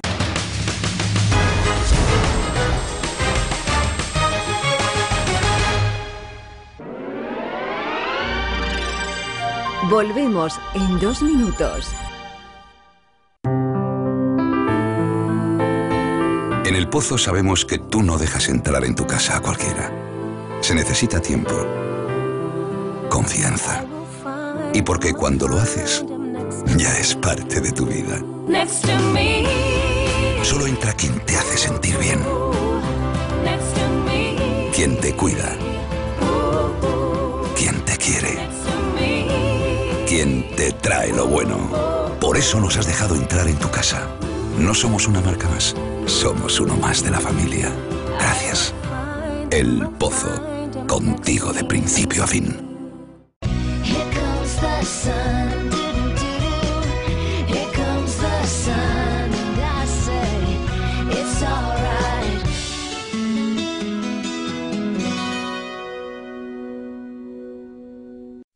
En El Pozo sabemos que tú no dejas entrar en tu casa a cualquiera. Se necesita tiempo, confianza. Solo entra quien te hace sentir bien. Por eso nos has dejado entrar en tu casa. No somos una marca más, somos uno más de la familia. Gracias. El Pozo. Llega Black Friday a la tienda en casa y lo celebramos con una semana de superofertas. Solo hasta el 27 de noviembre descubre cada día nuevos descuentos en una gran selección de productos. Aprovecha ahora y elige los mejores regalos para Navidad. Lo último en belleza para estar imponente. Grandes ideas para un hogar más práctico. Las mejores máquinas de fitness para estar en forma. Los más deseados en electrónica. Y productos exclusivos que solo encontrarás aquí. Permanece atento a la web de la tienda en casa y consigue una gran selección de productos a un precio increíble. Recuerda, hasta el 27 de noviembre te ofreceremos cada día grandes descuentos. Entra en latiendaencasa.es y descúbrelos. Celebra la semana de Black Friday en la tienda en casa. Llámanos o entra en latiendaencasa.es y consigue cada día descuentos impresionantes. Solo hasta el 27 de noviembre.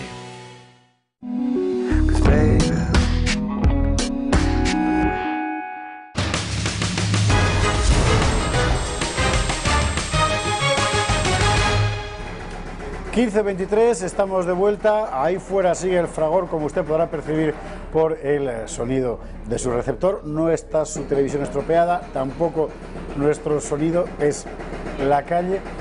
Así que si le parece, vamos a irnos a Chile, que allí no habrá tanto ruido. Habrá otro ruido, el postelectoral. Empieza la campaña para la segunda vuelta de las presidenciales. ¿Y qué va a pasar? Bueno, los compañeros de NTN24 entran a fondo. Lo decíamos antes del corte comercial, Chile tendrá segunda vuelta presidencial el próximo 17 de diciembre. El exmandatario Sebastián Piñera y el senador Alejandro Guiller se medirán en el balotaje después de que ninguno obtuviera la mayoría +1 en los comicios del domingo. El Servicio Electoral de Chile continúa actualizando las cifras. Con un 99.94% de los votos escrutados, el expresidente y abanderado de la coalición derechista Chile Vamos, Sebastián Piñera, se mantiene como ganador de la primera vuelta presidencial con un 36.64% de los sufragios. En segundo lugar quedó el aspirante del pacto oficialista Fuerza de Mayoría, Alejandro Guiller, quien obtuvo un 22.70% de los votos. Y tras estos resultados del domingo, hoy los dos candidatos que obtuvieron la mayoría de votos iniciaron sus campañas con miras a la segunda vuelta. NTN24 está en el lugar de la noticia. Saludamos en Santiago de Chile a Juan Pablo Monsalve desde el comando de campaña del expresidente Sebastián Piñera. Juan Pablo, muy buena tarde, adelante. Joely, muy buenas tardes. Pues sí, los dos candidatos comenzaron ya prácticamente todo lo que tiene que ver con la campaña de la segunda vuelta. Alejandro Guiller lo hizo asistiendo a uno de los matinales de un canal nacional, mientras que el expresidente Sebastián Piñera convocó primero que todo a toda la prensa nacional y sostuvo un encuentro aquí en su sede de campaña con los periodistas. Posteriormente lo hizo con la prensa internacional, encuentro en el que NTN24 pues estuvo partícipe. Sebastián Piñera fue claro en señalar que es muy importante que las democracias en América Latina sean unas democracias fuertes, sean democracias intensas y que de una u otra forma evitar que en la región continúe sucediendo lo que le ocurre a Venezuela. Vamos a revisar sus declaraciones. Y por tanto la relación con los países de América Latina y muy especialmente la relación con los países vecinos es para nosotros especialmente importante. Y que cree que Chile tiene que colaborar en todos los foros internacionales y regionales a defender ciertos valores y principios básicos como la libertad, la democracia y el respeto a los derechos humanos. Y por eso tenemos cláusulas democráticas en UNASUR, en Mercosur y en la OEA. Y recuerdo esto porque considero que la comunidad de los países de América Latina tienen que ser mucho más activos y efectivos en defender estos valores y principios cuando están amenazados, como ocurre hoy día, por ejemplo, en Venezuela, que de ser una democracia, en mi opinión, se ha transformado en una dictadura. En este encuentro también con la prensa internacional, NTN24 consultó al expresidente y candidato Sebastián Piñera sobre las declaraciones de la presidenta Michelle Bachelet ayer, cuando precisamente al finalizar la jornada democrática decía que era muy importante que los chilenos eligieran una persona que extendiera todas las reformas que ella comenzó. Obviamente la persona que hace esta propuesta es Alejandro Guiller. El Sebastián Piñera aseguró que de una u otra forma estas declaraciones de la presidenta pues se alejan de una tradición que hay en este país y es que desde el gobierno no se haga intervencionismo político. Vamos a revisar las declaraciones del candidato Sebastián Piñera. Pero yo quiero decir que la votación que sacó la nueva mayoría del 28,5% es muy elocuente. Eso significa que el 70% o más de los chilenos no está de acuerdo con el camino que ha escogido la nueva mayoría. Y no quiero repetir, pero la nueva mayoría ha estancado nuestro país, ha frenado nuestra capacidad de crecimiento, de inversión, de creación de empleo, de mejorar los salarios, de mejorar las pensiones, ha agravado la crisis de la salud, no ha sido capaz de mejorar la calidad de la educación, tiene al país, cierto, con una delincuencia y un narcotráfico creciendo en forma alarmante, y por tanto yo creo que ese legado no es un buen legado para Chile. Ahora la presidenta, por la cual tengo mucho respeto, piensa distinto y está en su derecho. Y hoy nuevamente la presidenta Michelle Bachelet habló precisamente sobre toda la jornada democrática. Insistió en que de una u otra forma es muy importante que en Chile no haya retrocesos. Esto fue lo que dijo la mandataria. Que ayer pudimos ver que la única encuesta que vale es la opinión de los chilenos y chilenas expresado en voto. Y esa opinión fue fuerte y clara. Gracias a las reformas que hicimos en mi gobierno, el cambio en el Congreso es el más importante de los últimos 25 años, elevando la representación de mujeres, cosa que le hace bien a Chile. Ayer la gran mayoría de chilenos y chilenas dijeron que no quieren retroceso, ni perder los derechos que se han obtenido hasta ahora, como la gratuidad. Ayer la mayoría dijo que quieren consolidar el camino de transformaciones que Chile necesita, pero además que quiere hacerlo entre todos. Y es por eso que hoy es el tiempo de la unidad y el tiempo en que todos participemos para que nuestra voz defina el Chile que queremos.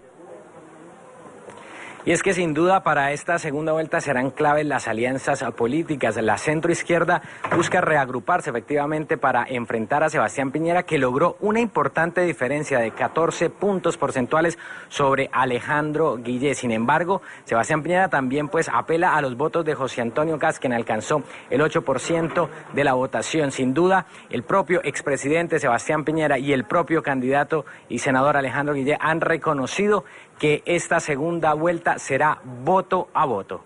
Esta es la información que podemos entregarles a esta hora desde la capital chilena. Continúen ustedes con más en nuestro Centro Internacional de Noticias.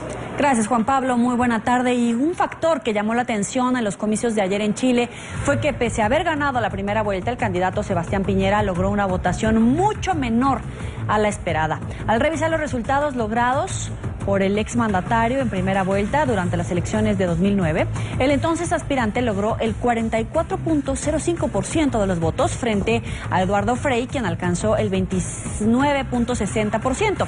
Se trata de 8 puntos porcentuales más que los que Piñera alcanzó en la elección de ayer. En 2009, Sebastián Piñera ganó en segunda vuelta el puesto en el Palacio de la Moneda.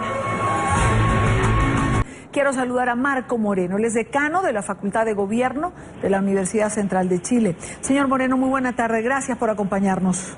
¿Cómo está, Dania? Muy buenas tardes. Yo comenzaría preguntando primero, ¿puede calificarse de exitosa una elección que maneja aproximadamente el 60% de abstención? Bueno, ese es un problema que está teniendo la democracia chilena hace varios años, digamos, desde el año 1997 que viene cayendo la participación electoral, se agudiza el año 2012 con la incorporación del voto voluntario, la inscripción automática, y efectivamente en esta elección votó más o menos la misma cantidad de gente que había votado en la última elección presidencial y parlamentaria del año 2013. Por lo tanto, a pesar de que el tema de la abstención está siendo un problema, lo cierto es que en esta elección votó más o menos el mismo número que lo hiciera hace 4 años atrás. En ese sentido, se estabilizó la caída, digamos, por lo menos está contenida, y esperamos que no siga siendo un problema el tema de la participación electoral en Chile. Creo que no es solamente un problema de Chile, es un problema de la región en general.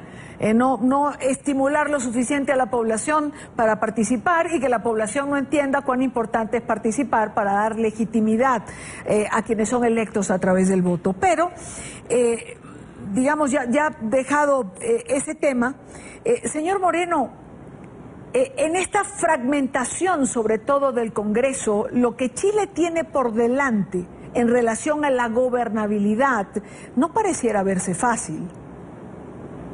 Bueno, efectivamente vamos a tener un nuevo Congreso que se va a posesionar en marzo del próximo año, el 11 de marzo, y que va a tener la característica que usted señala, es decir, un Congreso más fragmentado.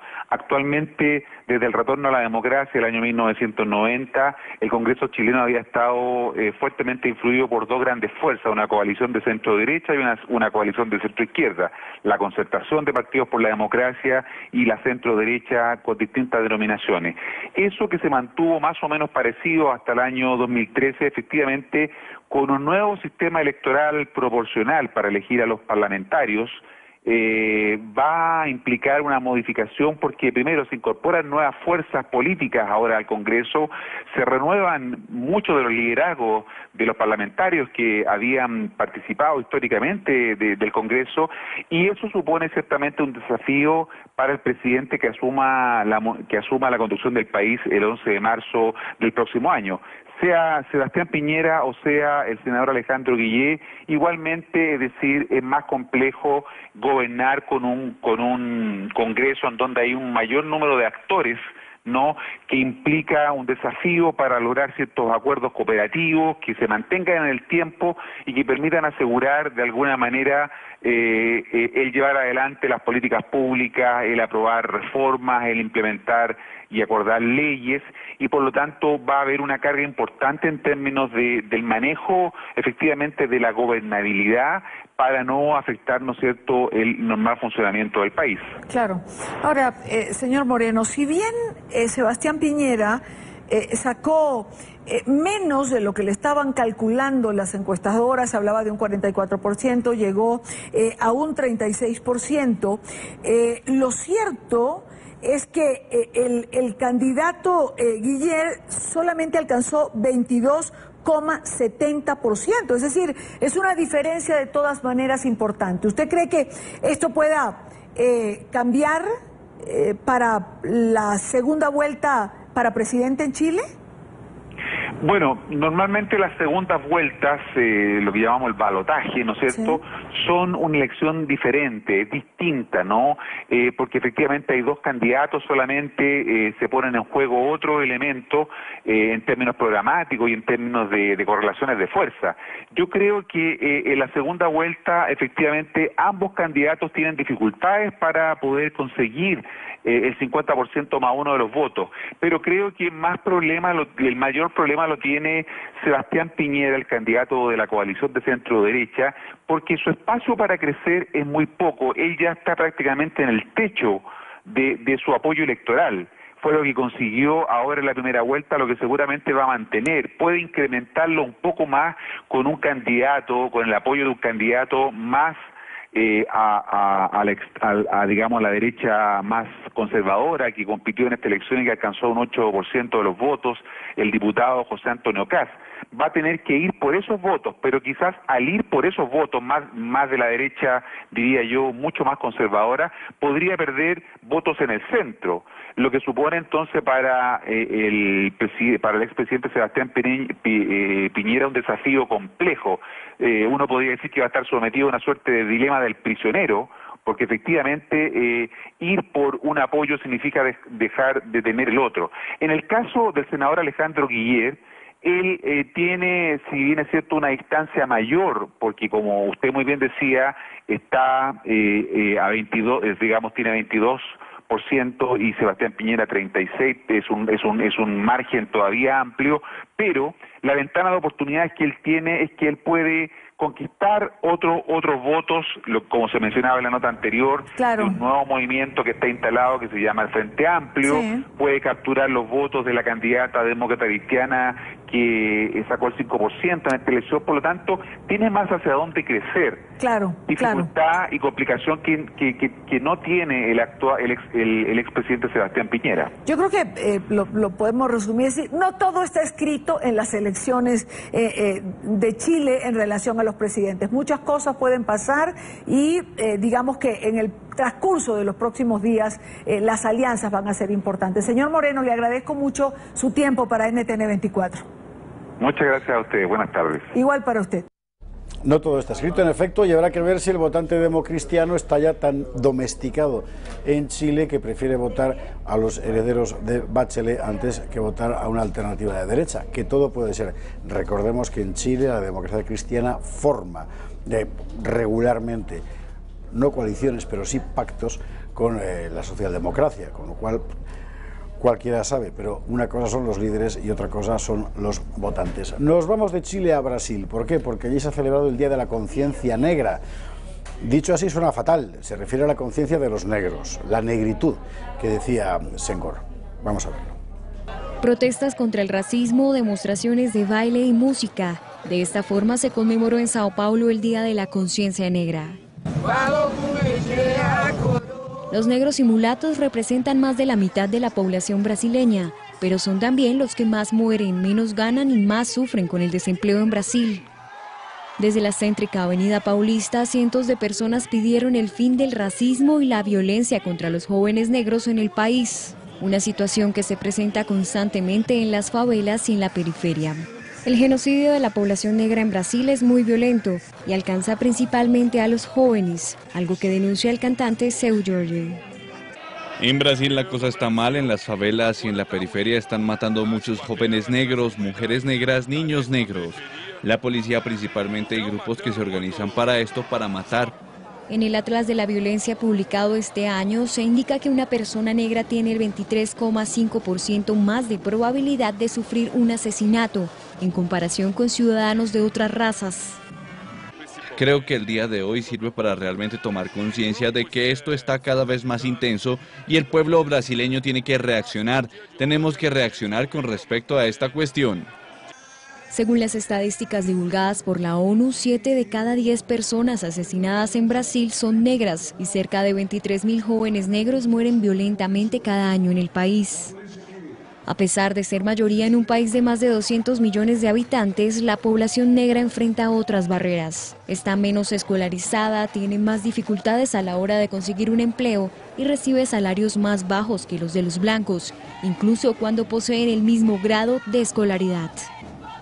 Y hombre, habría que saber si eso es por el hecho de ser negros o por otro tipo de circunstancias de carácter social. En todo caso, hablar de genocidio negro en Brasil me parece, en fin, un poco una exageración, pero bueno, ellos sabrán lo que se hacen.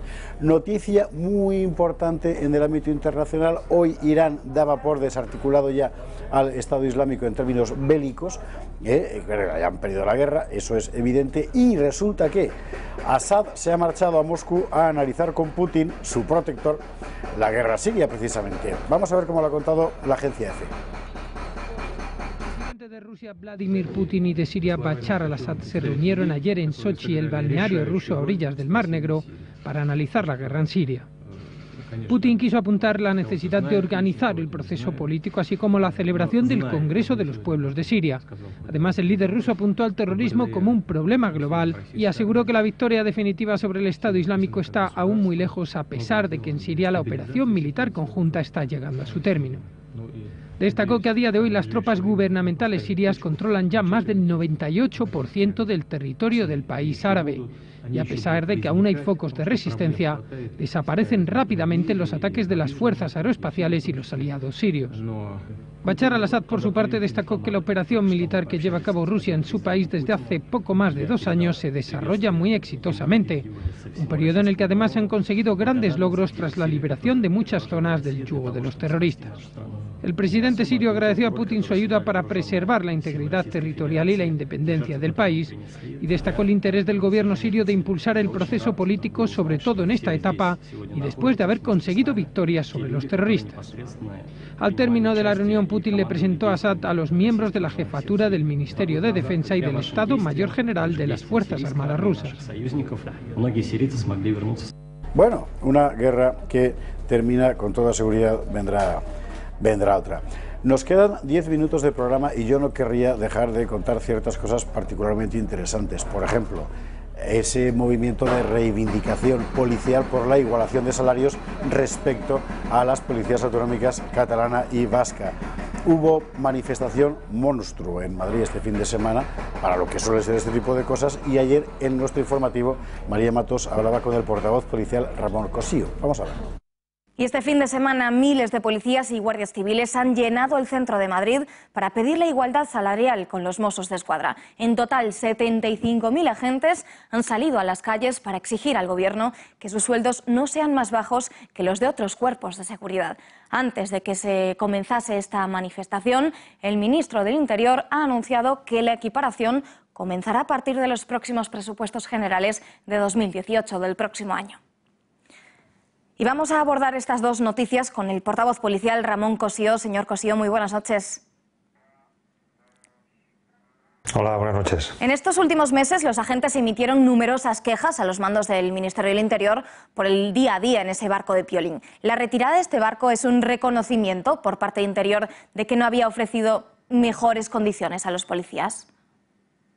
La retirada de los agentes de este barco responde a las denuncias que hemos hecho llegar a la Administración, al Ministerio del Interior, desde los sindicatos policiales, debido a que ese barco, como usted dice, no reunía las condiciones mínimas para la convivencia de casi 1000 personas durante 50 y pico días que han estado allí. Son barcos que, como hemos denunciado o hemos puesto en evidencia en muchas ocasiones, son barcos dedicados y orientados al tráfico interinsular para pernoctar una noche, 2, todo lo más, y para albergar a tantas personas durante tanto tiempo no era el lugar más adecuado. La convivencia en los camarotes era muy difícil, mala ventilación, malos servicios, y finalmente hemos tenido suerte y se han relojado los compañeros en otros lugares.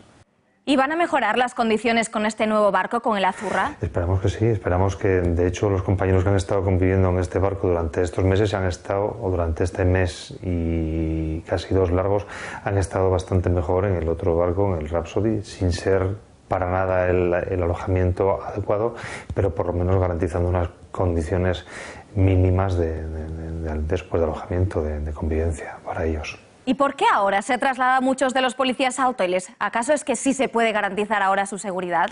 Hombre, en este momento la tensión social que se respira en Cataluña no es la que se respiraba en los días previos y los días posteriores al 1 de octubre. La relación con otras fuerzas de seguridad, con el tema de los Mossos, concretamente, y con la ciudadanía, pues se ha rebajado bastante, como digo, esa tensión, con lo cual la situación invita a que los compañeros puedan estar en hoteles poco a poco, y para nosotros resulta bastante más cómodo a la hora de tener que estar allí pues fuera de nuestras plantillas, nuestros domicilios de origen, y para operativamente hablando también resulta más cómodo, y bueno, en este momento pues es viable. Por último, este fin de semana se ha celebrado una multitudinaria manifestación de policías reclamando esa equiparación salarial. ¿La van a tener finalmente? Nosotros esperamos que de una vez por todas se dé un paso adelante en esta materia. Es muy importante tanto la cantidad como la calidad, no solamente es el subir el sueldo, hay que subir el sueldo, por supuesto, equipararnos, que todos los policías cobremos igual en cualquier parte del Estado, pero es muy importante también hacerlo bien, hacer pues en los conceptos que hay que hacerlo para que eso revierta en una jubilación y en unas condiciones que todos gocemos de las mismas condiciones económicas, tanto durante nuestra vida en activo como el día que pasemos a una segunda actividad o a esa jubilación. Gracias, señor Cossío. Buenas noches. Gracias a ustedes. Buenas noches. Bien, ¿y cómo está la campaña electoral en Cataluña? Que hay que hablar, por supuesto, de eso. Bueno, pues ayer hacíamos en nuestro informativo un resumen estupendo. Vamos a verlo. Y precisamente este partido, a un mes del 21 de diciembre, sería la fuerza más votada de Cataluña, con el 23,9% de los votos, y conseguiría entre 37 y 38 escaños, 4,2 puntos y 6 diputados menos que en octubre pasado, según la encuesta publicada hoy por El Periódico. Por su parte, Junts per Catalunya se quedaría en el 16,5 de los sufragios y con 24 y 25 parlamentarios, 4,5 puntos y 6 representantes más que hace apenas un mes. La diferencia entre ambos ha pasado de 16 a 7,4 puntos en tan solo 30 días. Y en otra encuesta conocida hoy, el 82% de los catalanes podría acudir a las urnas el próximo 21 de diciembre. Esta alta participación favorecería a los partidos constitucionalistas, que subirían 8 escaños. Esquerra también encabezaría la lista de los partidos más votados y estaría seguido por Ciudadanos. La lista de Junqueras obtendría entre 35 y 37 escaños. La formación naranja se quedaría con 29 o 30 diputados en comparación con los 25 obtenidos en las anteriores elecciones. Por su parte, el Partido Popular se quedaría igual o perdería un representante en el Parlamento, y el PSC de Iceta mejoraría sus resultados al subir de 12,7% al 15,1% hasta los 19 diputados. En Ciudadanos siguen apostando por Inés Arrimadas como candidata y creen que estos comicios serían una oportunidad única para acabar con el veneno independentista.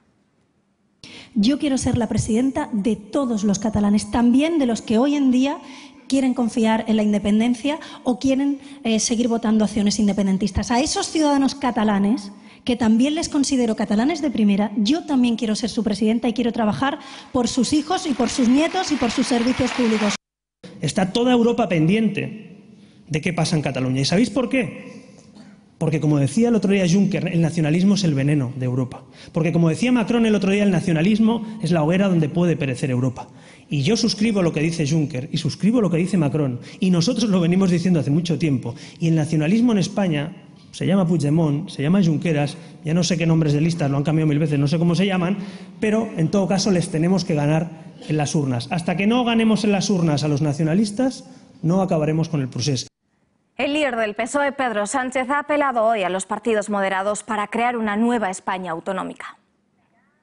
No cuestiono la diversidad territorial y que también garantice, no siendo incompatibles, la diversidad con la igualdad social y económica de todos y cada uno de los ciudadanos, vivan donde vivan. Pero para que la nueva España autonómica gane, Necesitaremos en Cataluña y también en el conjunto de España, también en el País Vasco, a todos los moderados, a todos los progresistas que creen en un cambio seguro que es necesario en nuestro país. Y en el Partido Popular dicen sentirse preocupados porque dicen que Iceta no está siendo lo suficientemente claro. El señor Iceta tiene que dejar de hacer de redentor del independentismo. El señor Iceta tiene que dejar de utilizar ese paternalismo con Esquerra, cuando hace unos días estaba diciendo que le gustaría gobernar con Esquerra Republicana si Esquerra Republicana abandona el independentismo. Nosotros no somos los que estamos poniendo la lupa en las diferencias, ¿no? Sí que ponemos cierta prevención, y es que la indefinición que tiene el PSC a la hora de cuáles pueden ser su política de pactos nos preocupa. Porque no es lo mismo pactar con Ciudadanos y con el Partido Popular que pactar con Esquerra Republicana y con Podemos.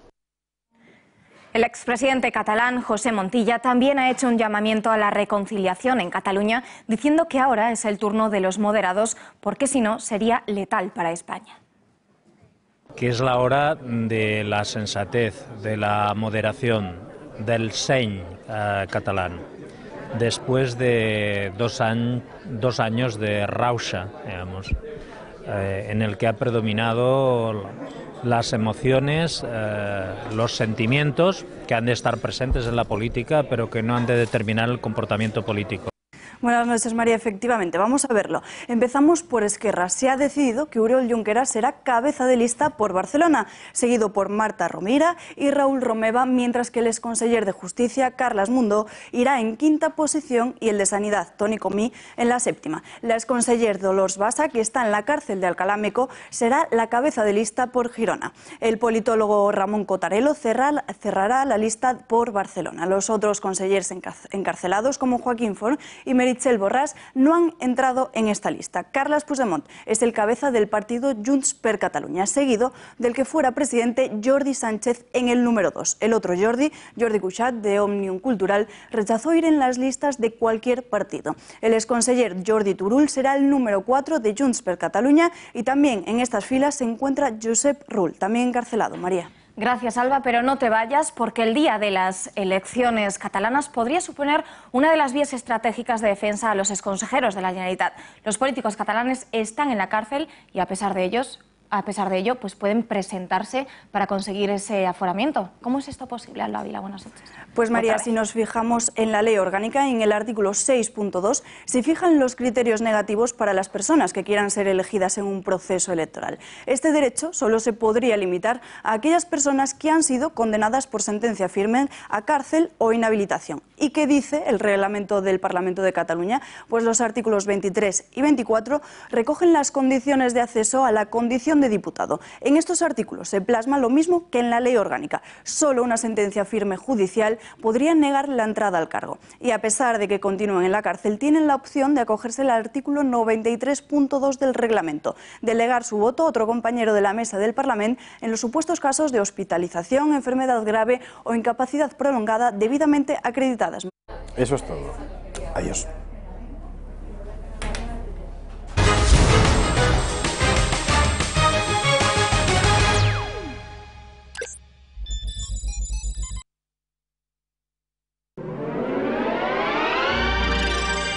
Volvemos en 5 minutos.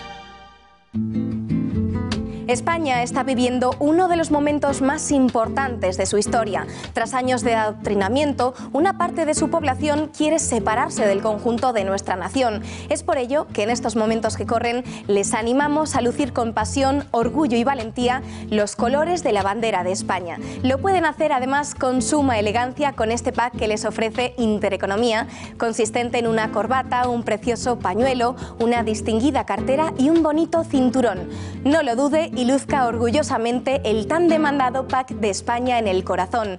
Pueden conseguirlo llamando al 91